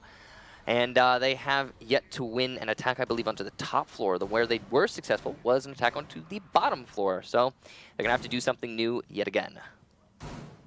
T1, who has been rolling the die on some innovative operators, such as a Frost twice and a Capkin once, we'll go with something a bit safer this time around. Valkyrie on this site is not commonplace. Well, not as much as a Pulse we see. Pulse will usually fill that role. You're right. The thought process behind why iBlacks would be running a Valkyrie here, because this is the second time he's going to run a Valkyrie on this particular site, though if you remember, he messed up getting the one camera outside and will nail the second camera inside of Armory just as he did before. I mean, the thing is about Valkyrie, she's very good on this site. She's definitely a viable operator, but she's not as good as Pulse. That's really the point you were making, and it's a great point. Is you have a Pulse downstairs, he can pretty easily solo roam by using that heartbeat detector and seeing if anyone's coming at him horizontally, like if he's playing in showers, for example, or bathroom, either or really. That's a great position for him to have a lot of maneuverability. If he needs to use a C4, he can rotate out through a destructible wall. If he wants a C4 from below at the later end of the round, he can deny a diffuse plant. There's a lot for him there.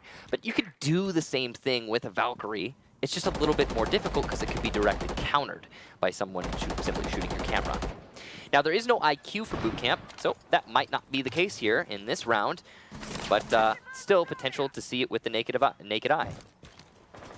They'll post up on that main window trying to see. You've got MK repelled up, or M-King rather, Master King as he was formerly known as. He still has all 3 of those Lion charges available to him as well when he needs them. And look at... M-King on Lion has been playing the deepest lurks and flank holds with that operator that I have ever seen. Right, Now, you are. I understand, you know, having such a valuable operator play safe, but he is rappelling on tower right now. And the angles that you can achieve here, I mean, the best you're doing is denying the run out. And next thing you could do is potentially get a lucky kill because one of the defenders peeks you foolishly. But that's just not happening here as he detonates his first Lion. He's hoping for a rotate, doesn't know that there is indeed one member of the defense situated on that right window. Intact gets kill number 1 onto Hugzord. You got the smoke down, and Ion has lost both of his health as well. So BootKamp looks like a completely different team, rejuvenated, if you could say, as now M-King starts to get into proper position. You had heard one of those logic bombs go off, and now they have an opportunity as the second one will go to toss in those candles, toss in those smokes, and potentially vault through that window and get the plant off. It's the Dokkaebi holding it, but they're still waiting. I don't know why, but Lipe is going to let those smokes completely go to waste at the moment. And That's still, confusing. he's not even going to jump in. You're going to see another go off. What a shot as Intact takes GDN's head off. That's the Mira playing inside of Kids. Now Duds will come up the white stairs, waiting to see if somebody will push him. 20 seconds of C4 from iBlack's answers, but M-King eliminates iBlack's himself, and it's just 2 defenders left. But Ion, with smoke, just 1 health, takes out Seiya. They need to get the defuse down, and they don't have control of it with only 5 seconds. Panico with 1, Ion gets M-King. Will we see T1 hold on? They will! Panico, unbelievable, manages to hold it together for Team 1 after BootKamp had situated themselves in position to possibly close that out. We'll go to a third map. Again, Clubhouse, that was an amazingly good defense there, and it was well-paced too, because, I mean, that first layer of smokes, obviously they're trying to bait out the C4, but it didn't get baited out successfully, and then that C4 denied the defuse plant, which was oh so essential when the inevitable second push came under that second layer of smoke. So props to Team 1 for a great hold there, and I was expecting BootKamp to be able to bring that back. I honestly thought that was going to be around 100% that BootKamp was going to win. I am very surprised at the way that worked. It was pretty intense too. It was very intense. I can't believe that Ion, who had just 1 health, literally 1 health, and then you have the Bandit just by the west window. By the window, just what a weird playing position. Aggressively, able to stop them. That's very odd. And Ion also got that kill through the smoke as well, which is pretty impressive. So BootKamp had a bit of a disorganized or an unorganized push that I think really did them in. As you could see, they managed to get inside of the site. They took a little too long to bait out that C4. You could have just had potentially throw the Ying in to bait out the C4, then have the Dokkaebi come in. They dropped the diffuser, didn't have time to retrieve it, and that was really all she wrote. So map 3. I think the real mistake there on that attack was, you know, if you're going to bait out C4, that's all well and good, but you actually have to go in and, like, at least prompt with the diffuser before, like, in order to bait it out. You go in, you vault in, you start planting that diffuser, cover of smoke, they're not going to shoot you, then you vault back out, and that could get a C4. But if you just throw the smoke down, they're not going to do anything, especially if you don't follow it up with, you know, at least, I don't know. It was unfortunate there, a nice attempt from BK, but now we see T1 finally get that win. So Clubhouse, very different from those 2 maps. So what we know from these 2 teams kind of out the window, given their experience on Consulate and Oregon, given this map is, well, it doesn't play out the same way. It's generally the sort of thing where on Clubhouse, you're going to win your defense at the bottom floor, you're going to win your attacks onto the middle floor, and that's just going to go back and forth until you get to overtime, and then whoever gets that attack first will usually win overtime because you only have to defend once, which means you can get that defense of the bottom floor.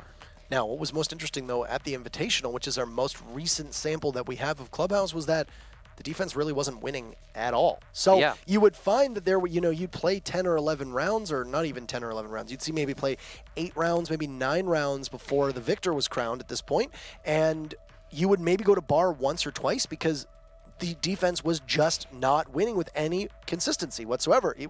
Ying was too powerful, Glaz was too powerful. There was no real recourse at that point, and the defenders just would simply get run over. You gotta wonder, is the current meta going to reinforce that trend, or is it actually gonna be a step backwards? Now, what we've seen from Oregon, which is a map that also favored that same sort of meta with the disruption, the smokes and whatnot, from these 2 teams just now, they clearly do bring some Ying sometimes, and they do want to have the smoke available, but there's also the line to back it up. There just isn't Glaz to shoot through the smokes. So it's a big question. is Clubhouse going to be the same way we saw it at Invitational, whereby the attacks are winning over and over and over again because of the disruption? And will that be reinforced by Lion? Or will it actually be counter, as Lion will hinder those pushes? Or potentially no Lion in a glass. This also strikes me as a map that Finka might be a little bit powerful on. Could be, yeah. And Finka seems like an operator that would make a lot of sense, especially if you're pushing in through blue or maybe from dirt and you can't have smoke choke you off because, yeah, it's Legion and smoke are probably the two hardest counters to Finka. You step in a goo mine, your ability is completely done. Yeah. You get hit with a smoke grenade, you breathe it in like 3 times as fast or something like that, you're dead within seconds.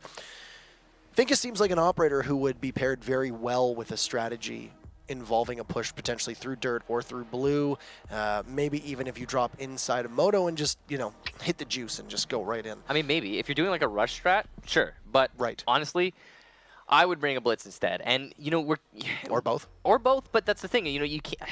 I wouldn't bring both because you only have so many operator slots, right?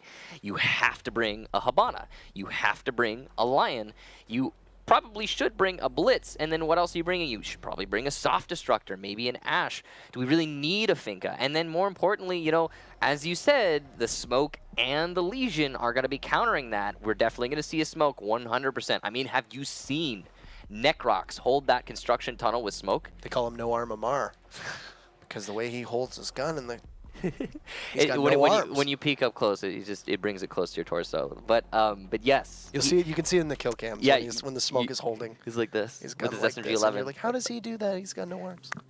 No Arm Amar. Yeah, they call him but he's really anyway. There's a lot of players similar to Amar, similar to Necrox, who are very proficient using smoke, holding in the construction tunnel. It's a common thing, right? So if you're going to do that and you bring a Finka and a Blitz, and you buff your Blitz, and he starts pushing as there's a gas canister, he's dead. And this is a map that we see a lot of Blitz on, too, even before the advent of Lion and Finka. 2 armor, 2 speed. You saw a lot of Blitz being played by EG. You saw a lot of Blitz being played by You saw a lot of Blitz being played by Black Dragons. Even on this site itself, even Rogue was bringing a Blitz Julio's Blitz. You had, if I remember correctly, it was Eclipse that was playing Blitz, yeah. if I remember, and they were all running it. So you've got a lot of teams running the Shield operator. He excels on the bottom floor of Clubhouse. It won't be a surprise to see him. His pick rate has been absurdly high today as well. Again, we talked about this earlier, something that gets overshadowed by Lion is that Blitz is way up there. Blitz has gone from an operator that prior to the shield change and the pistol sight change was seeing next to no play, to an operator who is seen an immense amount of time in Pro League. And I would imagine that probably in the upper echelons of ranked, he probably has a very high pick rate right now as well.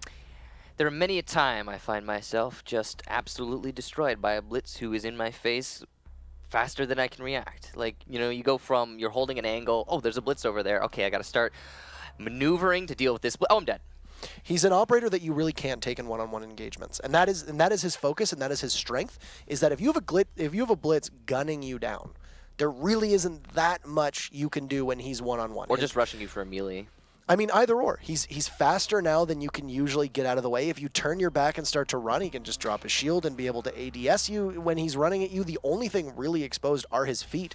I mean, yeah, a single shot from a Boss G at close range will take him out if you shoot his hand, but I mean, that's a very small window for you to hit him with. So, I mean, Blitz, when you put him in engagements that you see a lot of on Clubhouse, which is not a lot of opportunity for crossfires, which is a direct 1v1 straight on engagement, Blitz is going to win those an awful lot of times just because of what he is as an operator. Same as Monty can win them too, but he is used in a different way than Blitz is. And I wouldn't be too surprised if we saw a couple Monties as well on this site and lots of shields. Yeah, probably. I mean, it's an old strat, but a reliable strat to try and attack maybe stock or strip hallway, and you put up that Monty to cover a diffuse plant. It happens, and you use smokes as well to make even more disruption for the attack. It's a good strategy. So it's possible one of these two teams will employ it. I actually think probable, given the fact that both of them are so slow in their assaults. They have been taking their time, and that's the sort of strategy you take your time with. I think it's very important to know that they're actually not slow.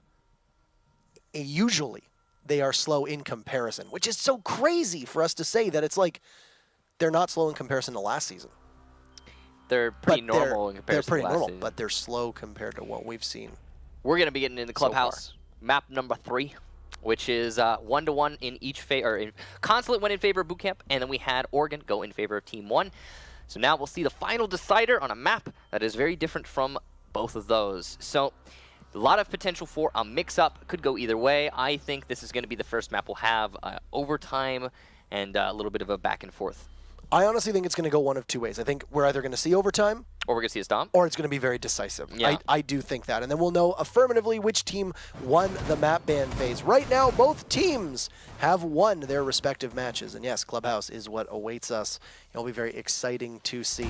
I would imagine that we are going to see a strat, and we already see it taking shape, similar to what we saw in Bank, which is where they literally just shoot out every single wall so you cannot be attacked by a lion that I mean, you can't see. always open that wall. You know, you got to get visual in the drop down from Kitchen, so that, like you talked about, remember that lion ability where you can, you know, see people through walls? If you're inside of Kitchen as an attacker and that detonates on someone underneath you, you just shoot them, right? So that means playing in the B bomb site, or armory rather, is yeah, it's not a good idea. It's just not. So Seiya on that Legion, and we have a smoke as well.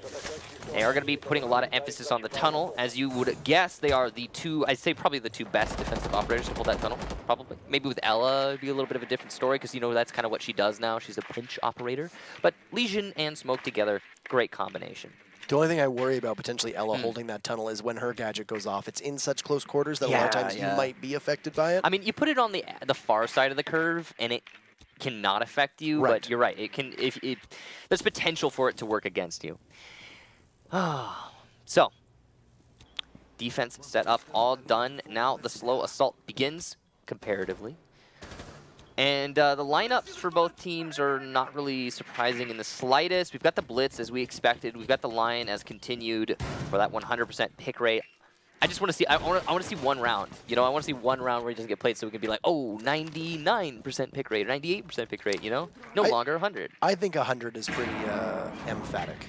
To keep it at 100, I think is a very that's fair. Is a very nice number for him to nice round, nice round, 3 digits, nice round number. So, with that said, they have opened up dirt. It's taken them about a minute to be able to do that, and the first 30-40 seconds were them droning things out. We've seen when teams such as potentially Rogue, who don't drone out Clubhouse, end up getting paid, or well, they paid for it. They made that mistake like once or twice. They fixed it. They made it in the very first round was the mistake they made. EG put a pretty big gamble on the fact they didn't think that Rogue was going to adequately drone. First kill goes to the Zofia of Ion. He has gotten so many kills with her M7.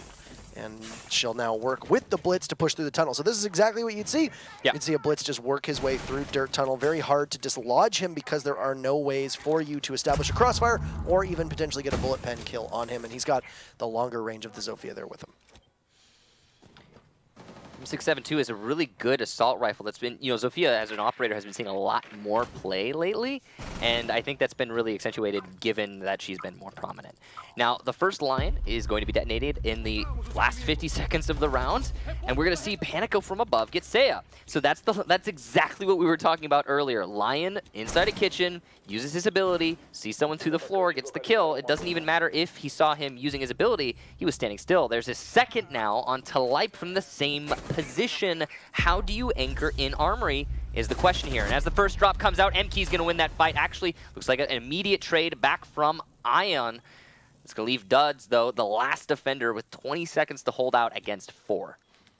Here comes the plant from GDN, back of Arsenal, next to the shelf unit. Duds now going to have to turn his focus over to blue. Here comes Blitz. Can he stop it? No, he cannot. Duds dies before he even enters that kill feed. Nothing he can do about that situation. Hugzord. Just nothing you can do at that point. Yeah, just absolutely nothing. You are completely dead. There is no counterplay whatsoever. And you know, really to Blitz at that point. But you know, I just can't understand it. You know, why didn't he shoot his legs? Why didn't he? Well, he saw, to be fair, he did see the Blitz coming at him, and he, instead of shooting at the feed, he did peel off. He could have at least tried to draw out the Blitz that way. I'm kidding. To be honest, though, like that Blitz covered his feet really well. When he was being peeked by the Bandit, he was crouched. Immediately upon the flash being detonated onto the Blitz, the Blitz or the Bandit was blind. You know, he couldn't react. There was no way for him to win the fight. And sure, yeah, he was standing, but only for about millisecond. Did the Bandit have the ability to shoot those feet? I mean, it was also the Bandit's fault for putting himself in that position. Oh, yeah, no, You've got Martin 4 moving. people left. You know one of them's a shield, and you deliberately sit in a corner in which there's no way out. Not smart. Probably could have kept mobile. Even if they're going to fight for a potential trade-off at that point, you at least make that gamble. I think that was just... Duds knew, I think, at that point there was really nothing he could do. I mean, all that aside, it doesn't even really come down to that Bandit play at the end. Even if he had gotten the Blitz, it probably wouldn't have changed anything. The main thing was we saw that Lion get 2 kills through the kitchen floor earlier in the round. Opened up the arsenal. Nice and easy to drop in and start getting the defuse plant down. We also saw the Blitz and Ion together. Zofia get control of construction tunnel so efficiently. It was beautiful execution there from Team 1. You got to give them a lot of preps for that. Yeah, that was really good coordination, and those two in particular have great synergy between them. Props. You can have the Zofia concuss them, and then the Blitz can run up and then flash them. At that point, you've got slow reaction time, you're concussed, you're also blind. There really isn't much you can do at that point. So, top floor roam, kind of interesting here from Team 1. Panico is going to be lit up because of that roam, but he will make it away over towards Stock. We still have Ion in the office. I think he's gone undetected. The attack has focused their attention on the castle, who has fallen back. Ooh, but here comes Mkeen. He's turning around. It looks like he might have been droned out. Yes, here come the marks. And the Lion is... Oh, okay, he's turning around. Never mind. The Lion gets detonated, though, and that is going to be a continuation of the roam for Ion. Waiting inside an office. Lipe, will he spot him? Very cheeky to have both the Vigil and the Castle played off-site at the moment. iBlack's back on that Capcan for the second time so far today. Oh, here it comes! Oh, no, Ion with the double kill! What? How do you win that as a Vigil? And now he's going to go for a potential third as Panico does get discovered by Duds. That was the Castle who was playing off of site. Twice there, it looked like we had BootKamp turning around to address that roam from Team 1, like they had figured it out. We saw marks coming down even. And twice, they actually weren't aware of the roam. Now they finally are. Ion's been lit up. Here come the Lions. And as the drones follow up said Lion, he's going to be spotted out in the closet. And Tact aware of this. Here comes the push. Loses the fight. Ion with the triple kill. Every kill for his team so far. He only needs to get 2 more to get that ace. And Duds and Seiya setting themselves up to fall to Ion in line as they push together. 50 seconds left. No matter what, this is a successful roam, but can he get even more? Spray through the doorway. Here come the Candelas to blind him, but no! Ion to 4K! But sprints into Duds, giving away his life. And so BootKamp now have control over the top floors, and they can start their push. Oh, never mind. They only have 1 player. So Team 1 going to be very comfortable here in this round with only 30 seconds, and Duds only having exactly 0 EE1Ds. He's not going to have fun with this push. That just really shouldn't have gone the way it did. No, it absolutely shouldn't. I'm not exactly certain why they fed so many to that Vigil. Now Duds just sprints right through, takes out by Hugzord. That's it for that round. T1 will win their second in a pretty... dominant? Pretty interesting. Interesting? Yeah, round. interesting is a good word. I prefer that to dominant. How many times do you see a roamer on Clubhouse have that much effect? We saw it once, I think, at the Invitational. Apart from that, in previous seasons, once or twice, maybe. Like Season 6, Season 5 added together. I'm thinking 3 max, but probably 2. Conservatively 2. Yeah, you don't often see roamers. Okay, I know a lot of you guys are probably saying, "Oh, but he's a Vigil. You know, you can't see him on drones." It's like, I'm sorry, but you see that effect in the office when your drone goes in there, and he wasn't even using his ability because if he had, he would have given away his position. And it gives, okay, he's roaming up there, and you start moving up to maneuver. The main thing I'm surprised by is it looked like BootKamp checked. But they didn't. That's the thing. They did not check every corner of office. And it seemed like twice their blitz actually knew that there was a ping of him on the one corner. I am many shades of astonished at the moment. You have to check. That was a round where they should have been able to get that Vigil, and I know that Vigil is an operator who has his own respective strengths and weaknesses, but another thing too is that you really can't drone out a Vigil. So you drone that room, you know he's in there, but which corner is it though? But the thing is, He didn't use his ability. If he had used his ability, they would have known because they droned the room. They just didn't check the corner. So it's lazy droning. Now, round number 3. Team One has had a pretty good performance over the last 2 maps. They struggled a little bit on Consulate. Oregon dominant is a word that you had used. I think we can go back to that and say that it applies very well here. BootKamp obviously trying to emulate that same thing. You've got Seiya upstairs, except he's in a separate room. He's in the master bedroom, and at the moment, it does have his ability on. It's going to be up to Hugzord to try to get him. Now, they do spot him. He's going to get spotted by the EE1D, and I don't know how they're not able to clean this one up. The Vigil tries to get away, and Hugzord cannot capitalize. Strange that the Blitz was not able to get that kill. Definitely should have been one that they get. And Seiya gets eye blacks, and that's the Hibana down before getting taken out by Ion. That's terrible. That means you only have 1 hard destructor, and a Thermite, I believe, is opening up the tunnel. Ooh, that's ill-advised to open the tunnel in this instance. That means you'll only get 1 drop down if you haven't already gotten them with Hibana, which is likely. I mean, we didn't get to see how much Iblacks was able to use. It did look like he had gotten the hatch the hatch inside of a bar. Kitchen maybe too? I think he came through kitchen. Maybe got kitchen, but now we're going to see stock get blown as well. So that could be all the hatches. Iblacks might not have died in vain. Hopefully for Team One at least. Hugzord gets smoked out, and the second E1D of Lion will just scan the enemies. They'll find the smoke, who had already been revealed by drone, so it is safe for him in that tunnel to be able to move as well because you can't shoot him through those walls, but Ion will try to take him down and cannot make his shots land. He'll breathe in some of those toxic bags, and that will be about it. Yeah, Ion has had good success in this tunnel so far with his teammate of Hugzord, and at least he's pushed out the smoke this time, if not gotten the kill. Who will rotate back into Church as the Lion detonates. Only 30 seconds here. Panico's got control over Blue. This is huge. He also has a mirror window in his favor. He's going to get a second because of that, but gets refragged by Duds.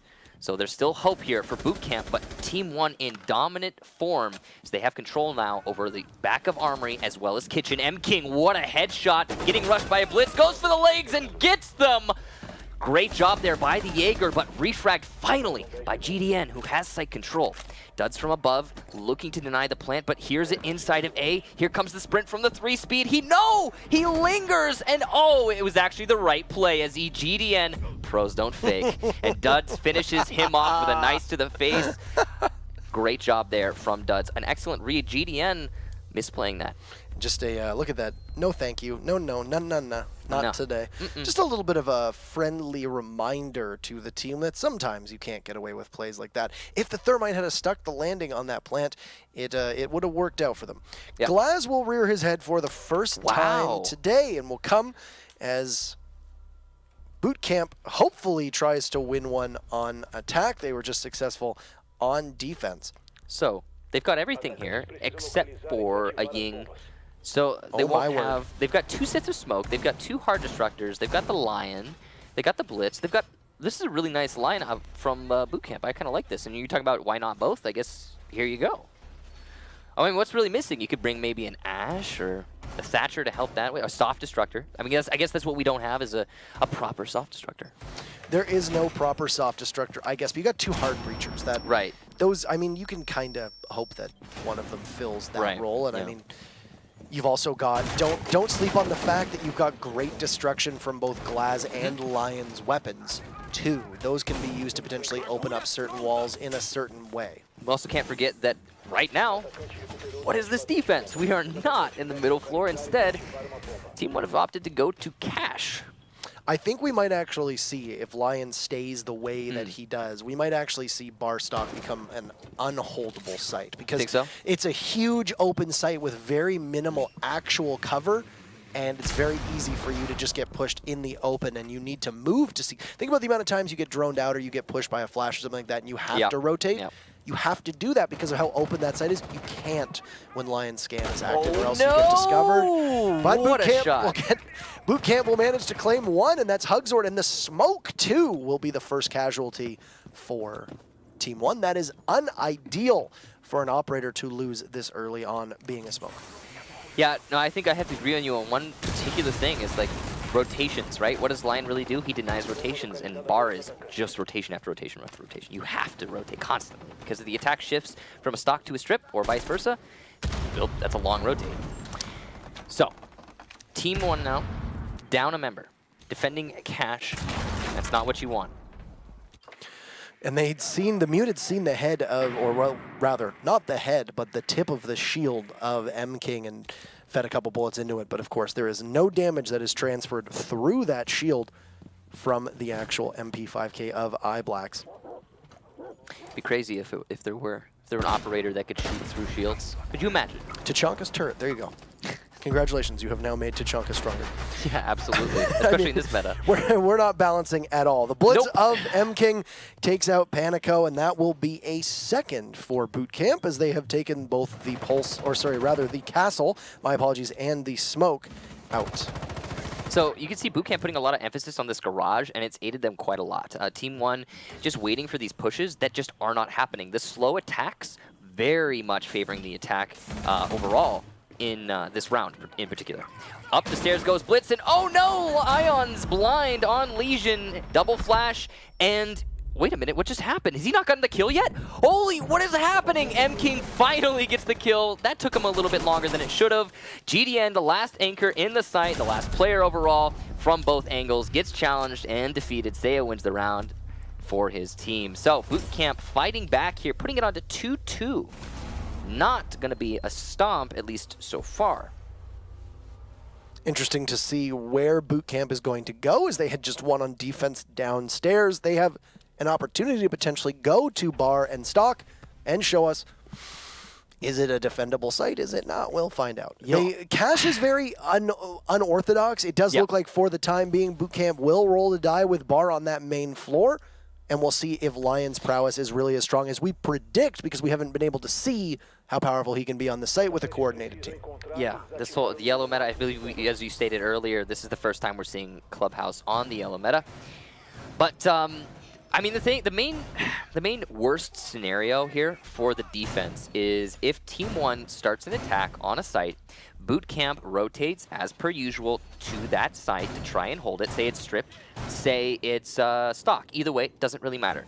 They rotate their defenders to hold that push. Then Team 1 masterfully goes for a rotate to the other side. Now normally, just the defenders would follow, but imagine they're rotating and there's a Lion detonated, and there's one player on the attack waiting for those rotates to capitalize on the Lion.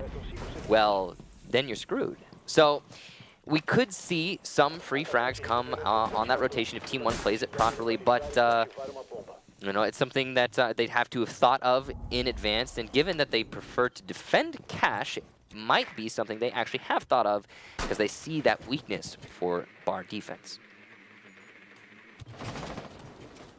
Unsurprising to see them try to push through strip itself and try to find any of the roamers off-site. Going very heavy on anchors. Look at that. An Echo, a Doc, and a Smoke. Yeah. I mean, you got to bring the ACOGs to long angles, right? Even technically Legion, who can be used as an anchor in a pinch, and I think you get a lot of value out of him as an anchor because then you assure that he will assure, at least you can sort of assure that he's going to stay alive towards the end of the round, in which you'll be able to generate as many of those goo mines as possible. See, Team 1, they have full strip control, and BootKamp haven't contested it whatsoever, but they're still taking it nice and slow, as per usual. Finally going to Thermite open that pool table wall, or billiards wall. And that's going to give them, oh no, actually it has been shot through the unreinforced panel, which is both of them.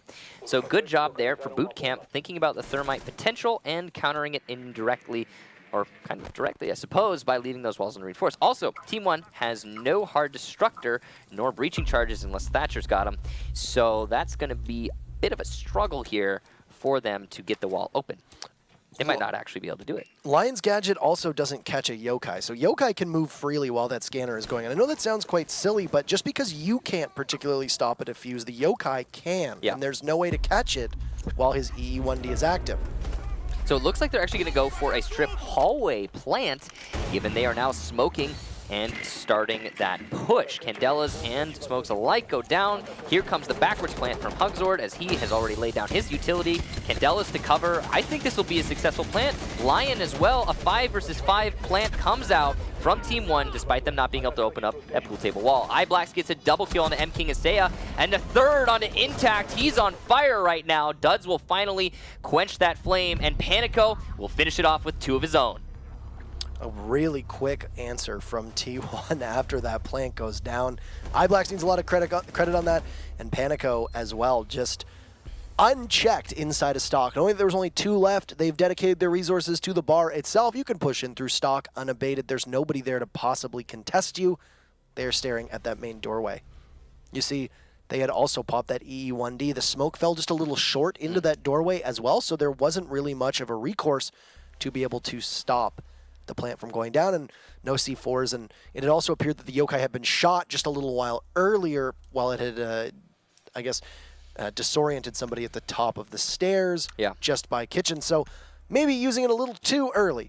Finka will appear for the very first time in this particular matchup between these two teams, and it will be coming on the basement aligned with 2 hard breachers, Lion and Blitz. Capcan as well from Team 1. You know, we actually saw it be very useful for Team 1. I think the last time they brought Capcan on the previous map, a lot of detonations for his utility. It's because, I mean, honestly, we're seeing BootKamp, well, we're seeing both teams really kind of get ahead of themselves when they're making their final pushes because they spend so much time going over the motions and checking the boxes and making sure everything's proper and right before they actually begin the site assault. So those Capcans in the later end of the round can be very useful. Even potentially random Capcan placed in the right spot can get a lot of HP off the attacking team. Now, one thing that we don't talk about or haven't really spent a lot of time talking about is Finka's buff to ADS time as well. It turns Blitz into a formidable killing monster more than he already is. Yeah. Because he can drop that shield and tap you with the pistol before you really have an opportunity to know how to deal with him. For you, especially playing online and not at LAN, playing online means that, well, you can have that shield dropped and be shooting them. While for your opponent, it looks like you're still in the process of dropping the actual shield itself. It provides a very good advantage for M-King now, should he get juiced by Finka and use that. But the natural counter will be the smokes, which it looks like their plan is to exhaust them early, and there's been 2 now that have been used by Smoke himself. So Hugzord will only have 1, and there you go. All 3 smoke canisters used in the first 50 seconds of play. Not a great time for the defense when Finka uses her ability and they start to push. Yeah, honestly, a little bit wasteful there from Hugzord. He could have delayed for quite a lot longer, but afraid of M-King on that shield, and now he has lost construction tunnel control. If you're gonna just fall back, then it's probably more sensible to keep the gas canisters and forfeit the tunnel. It's not that bad to do that. But, of course, hindsight 2020, and they're going to have to do what they can with what they have as we enter the second half of this round. In all fairness, they might not even know that there is a Finka if she's been playing far back and hasn't used any of her abilities yet. Beside the point, right? It's still the gas canisters, some of the most useful defensive utility. You could save it. Right, but they become even more powerful when her gadget is effective, right? Because way more powerful. Yeah. And there you go. It does look like the first Adrenal Surge will go out. It's Intact trying to take the head off of the Jaeger of Ion and misses most of his shots, but will down the Jaeger and finish him off as another EE1D goes out. Whoa. And now Lipe adds to that as BootKamp was in good position, but Duds gets too aggressive and GDN will punish him playing at that wall inside of the back of Church Bar. Now Panico eliminating Lipe as M-King just spams Panico to death. A C4 will take all but a fraction of his health out, as now Intact adds to that with iBlacks, and it's all up to GDN. And he doesn't have that mirror working in his favor. M-King from miles away will finish off GDN, and BootKamp is having a pretty good time right now. What? How accurate that pistol is now. No recoil and fast ADS, and you could see right there firsthand was Adrenal Surged by that Finka. It's all tied up at 3 apiece. Can I confess something to you? That was the very first time I have seen a Blitz with a Finka ADS. It's hilarious. First person it's absolutely hilarious. It is genuinely freaking hilarious. I couldn't stop myself from laughing. I saw that and I was like, no way. No way. He just gets to ADS like that. You can't react to that. you can't. You got to imagine on the defender's side of things. Now, of course, we're seeing it from a spectator's perspective, right? So it's a little bit askew. We don't actually see exactly what the defender's seeing. But you got to imagine from the defensive side that the blitz has killed you before you even see him shooting at that point. He's shooting so fast. That is ridiculous. If you were the Mira there, and we got to see the Mira, so we got to see the Mira's perspective from her death, and then we got to see the blitz in the replay. Mira didn't look like she had any idea what was happening whatsoever. Just turns around, shield is up, and then you're dead. And you see the shield is now down, and you were dead in the replay. It is an ADSing blitz is horrifying with a Finka boost. I just thought about it. It's kind of like a walking around Mira. Like you have a Mira and you always have that Mira peeker's advantage in front of you because you're peeking so fast and you're ADSing so fast in the case of the blitz that the enemy can't really react. The best they can do is pre-fire where they know you're gonna pop out. But it's a mobile Mira window when you've got the Finka. That's crazy. There was no chance GDN had there, and that was just the second time that we've seen a blitz involved in an altercation where it's just you can't fight them off this late in the round. You know, you can maybe take out a blitz when you've got a couple operators left, but if there's only one of you left and the other operator that you're going to be squaring off with is a blitz, it's a very tough situation to find yourself in, and one that it's almost completely unwinnable. Before he was a 2-speed, or I guess he's technically a 1.5 speed, you know, but he's in the game, he's a 2-speed. Before he was 1.5 speed, before he could sprint with the shield in front of his face, blitz was still kind of like this thing you had to deal with in crossfires. You had to think about your crossfires. You couldn't just take them on one by one. Even back then, before the sprint, before all the speed changes. And now with those two things, yeah, you always have to be thinking about crossfires. If you hear a shield, like, okay, man, please cover me, please cover me. It's all about your teammates working together to ensure that you don't get into a one-on-one with a blitz. And the problem with that is, you can see Hugzord, he's setting himself up to take this construction tunnel. And why is that? You can force a 1 versus 1 every time because it's a tunnel. Just like things that I am afraid of in life, like spiders, sharks, and blitz in close quarter combat are like the three things in my life that I wake up with cold sweats. And that, I mean, he does his job very well, and his name is quite appropriate.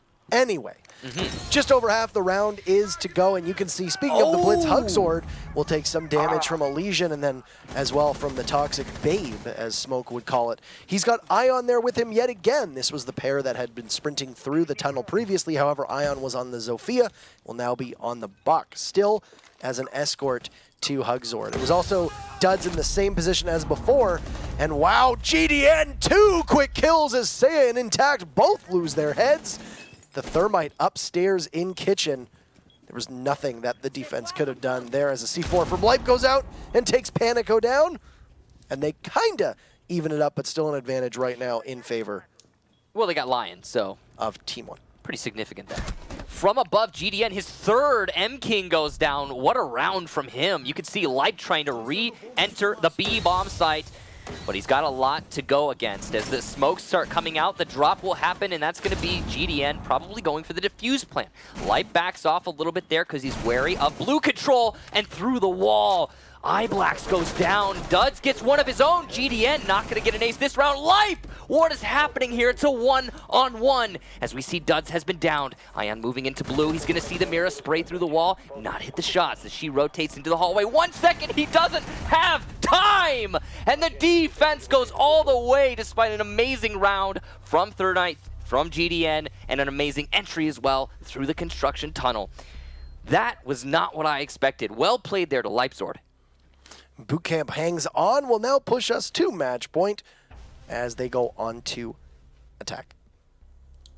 Likely we'll see another blitz, likely we'll see, I mean, who are we kidding? We will probably see a Lion, and if this is our last round, then he will once again end with another 100% pick rate in Pro League. Finka being brought out as well, and BootKamp had used her maybe not as successfully as had they wanted, but they won the round. She was a monster. She enabled M-King to be able to snipe with incredible speed across almost the entire map. They're going to go back downstairs. Team 1 will at least, and BootKamp will see if they can repeat their success on this site that we saw 2 rounds ago. You know, Team 1 at the beginning of this map were up 2-0, and then they were up 3-2. And now it's been a huge shift. We're at match point for BootKamp. This is somewhat reminiscent of Consulate, however, much closer, clearly. But BootKamp just doesn't want to give up. Again, the stakes here are pretty significant. If you win, you go into the winner's bracket, of course, and that's going to be very comfortable moving forward. If you lose, you're going into that loser's bracket, and you're going to have to play again to potentially, or if you lose there, you go to relegations. And we talked about this earlier. You really do not want to go to relegations. You do not want even the potential to not be in the next season, this season, because of the nature of that 6-month shift. You know, this is a two and a half kind of month season. It's a very short one. It's only about 2 months actually, because the finals I believe are mid to end of May, and this season started at about mid. It's a very short season, and then we're going from this, one of the most important seasons, to a 6-month season. If you're not in Pro League, you're not in Pro League for 6 months. You need that Pro League. So clearly, again, BootKamp not wanting to give up here, wanting to get into that winner's bracket, having a much easier time of it. Team 1, the same, but they are struggling here in the later half of this map. You can see that BootKamp want to open up that tunnel, which has been a focus for both teams. And of course, they will likely try to bait out those smokes as well. Now, I could argue that it wasn't really BootKamp playing it well last time, but more Team 1 just expending utility in inappropriate ways. You know, they used all 3 of those remote gas grenades within 55 seconds. Take a look, the tunnel will get opened up. And by this time, 2 rounds ago, all the smokes were gone from Team 1. Yeah. Hugzord still has all 3 of them right now. He's, of course, situated in that tunnel in amidst a sea of barbed wire, but will once again haphazardly toss one of those smoke grenades out. There's also been a Finca which has detonated right now, which means potentially those preemptive gas canisters could be to the advantage of Team 1, because you whiff in just a little bit and it hurts a lot. However, the Finca has finally expired, which means MK going to be feeling much more comfortable making this push. Gersmots will detonate, further delaying the push into the tunnel, but overall, a good amount of utility wasted here from BootKamp. However, they've used 2 of their Fincas, so only 1 left. And I think there's only 1 smoke grenade left as well from Hugzord. They've still got at least 1 EE1D, so Team 1 has done a more successful job of stalling than previous rounds inside of the actual tunnel itself. They've got 2 EE1Ds even to add a little bit of insult to injury there. BootKamp going to be bringing it slightly back. They have a chance here. This has been entirely utility for both squads. No actual outright engagements thus far, but BootKamp have control over construction tunnel, and that's the most important thing for them. And they've also replaced that soft destruction with breaching charges from Finca herself, so she could potentially put those breaching charges in and be able to get those open avenues into the actual basement. Drone work from BootKamp will expose some of them, and she'll drop as all of the defenders get seen. M-King gets the first kill for BootKamp, but it was Hugzord earlier for Team 1. And Lipe trying to spray through that open hatch, but time is not on the side of the attackers right now. Only 15 seconds as Lipe sprays in. Ion gets 1 for T1. We could head to overtime here, but no, Seiya eliminating Panico. Means that there's 3. iBlacks answers back, takes out Duds, and only 5 seconds. This must be a hold for the defense as Lipe goes down, and overtime will await us as Seiya just marches very slowly through that open hallway. Kickstar, you are absolutely correct. We will need extra innings to settle this one. You know, I'm kind of surprised though. What did we just see there from Team 1? I mean, we had 2 people coming from the main stairs in the last 15 seconds. That's a huge risk. I mean, not 2 people, sorry, just the 1. But Finca, why would you be there in the first place when the pinch is clearly construction tunnel, blue, and kitchen? What was the thought process for Team 1 shifting away from a strategy that has been kind of successful in the past? I mean, it's just curious. It's curious. I think a lot of that round came down to BootKamp as well, putting big emphasis on the blue room. So very important that we talk about this. Team 1 were the ones who came out on the bad end of this coin flip. If you're not familiar with Rainbow Six eSports, the nature of overtime is that it's random. You will either defend or attack just depending on random chance. There is no predetermined factor there. So Team 1, unfortunately, for them, will defend the basement first, which means they also have to defend either cash or bar. So BootKamp have a slight advantage here. Ion is one of the newest members as well to Latin America Pro League this season, playing on Team 1, and he has had one hell of a day. has played very well in all 3 of his matches and is continuing to do so, the closest to breaking double digits at the moment. The other thing that has been most important about Ion is those aren't fluff kills. Those really haven't been stat padding. A lot of that have come on entry, being able to take down the defenders to allow the rest of his team to push with confidence, knowing that they have a numbers advantage, that you've taken out the priority targets on the way to the actual site. On attack, a lot of that has come inside of Dirt Tunnel, aiding the Blitz as he has gone through the actual tunnel himself, which mostly has been played by Hugzord. Yeah, and we've been seeing on BootKamp side as well, M-King being the Blitz primarily, and both teams really focusing on that operator in that construction tunnel, like you said, because it seemingly is a big part of their attack for both teams. The thing is, I'm kind of curious. I don't feel like the construction tunnel has actually aided either of the teams very much. I mean, they get the control, and then it doesn't do much. The one round we saw it actually be successful was when we had that Finca to back up the Blitz, and I think it was Hugzord, if I recall, from Team 1. Could be mistaken. But either way, when they had the Blitz in the site, he was quickscoping everyone, man. It was crazy. He was absolutely destroying. Again, that mobile mirror window with the Finca Blitz combo is pretty extreme. So, all of that said, half of the round, believe it or not, has already transpired, and just now, BootKamp are starting to Candela themselves outside of the meat locker. And also open up the basic drop down. So they're confident there are no roamers, and that's going to mean they can start their push, but they're running out of time and utility, clearly. BootKamp's 3 last attacks on this site. The first one was very quick and brisk, if you remember. The one that we just saw was a little bit slower. And this one has been the slowest of them all. I'm not certain if they potentially lost their confidence. You do find that teams tend to play a little slower. They start losing. They start losing that momentum. They start to play slower as things tighten up. You'll go for broke if you're down by 2 or you're down by 3 or whatever. But when it's this close between 2 teams, you'll usually see a bit of patience applied. It's a big skill to be able to not shift your momentum based on the outcome of individual rounds, given that there is no actual in-game momentum whatsoever. I mean, it's all mental, right? It's a mental game. It's a huge skill to learn that stuff, and there are very few teams, really, that have outright learned it. I mean, one that pops into mind is Penta, sure. Penta never lets it get to, that comeback in the Invitational Finals. But they're a special case. So, most teams do suffer from the occasional limiting in the mental compartment. Now, 25 seconds, here comes the push. Smokes go down, Candela's tossed, Light will drop through Moto. GDN gets the first frag, which will come with only 17 seconds left on the clock. iBlax gets punished before he gets a kill, and Ion gets another, this time onto M-King.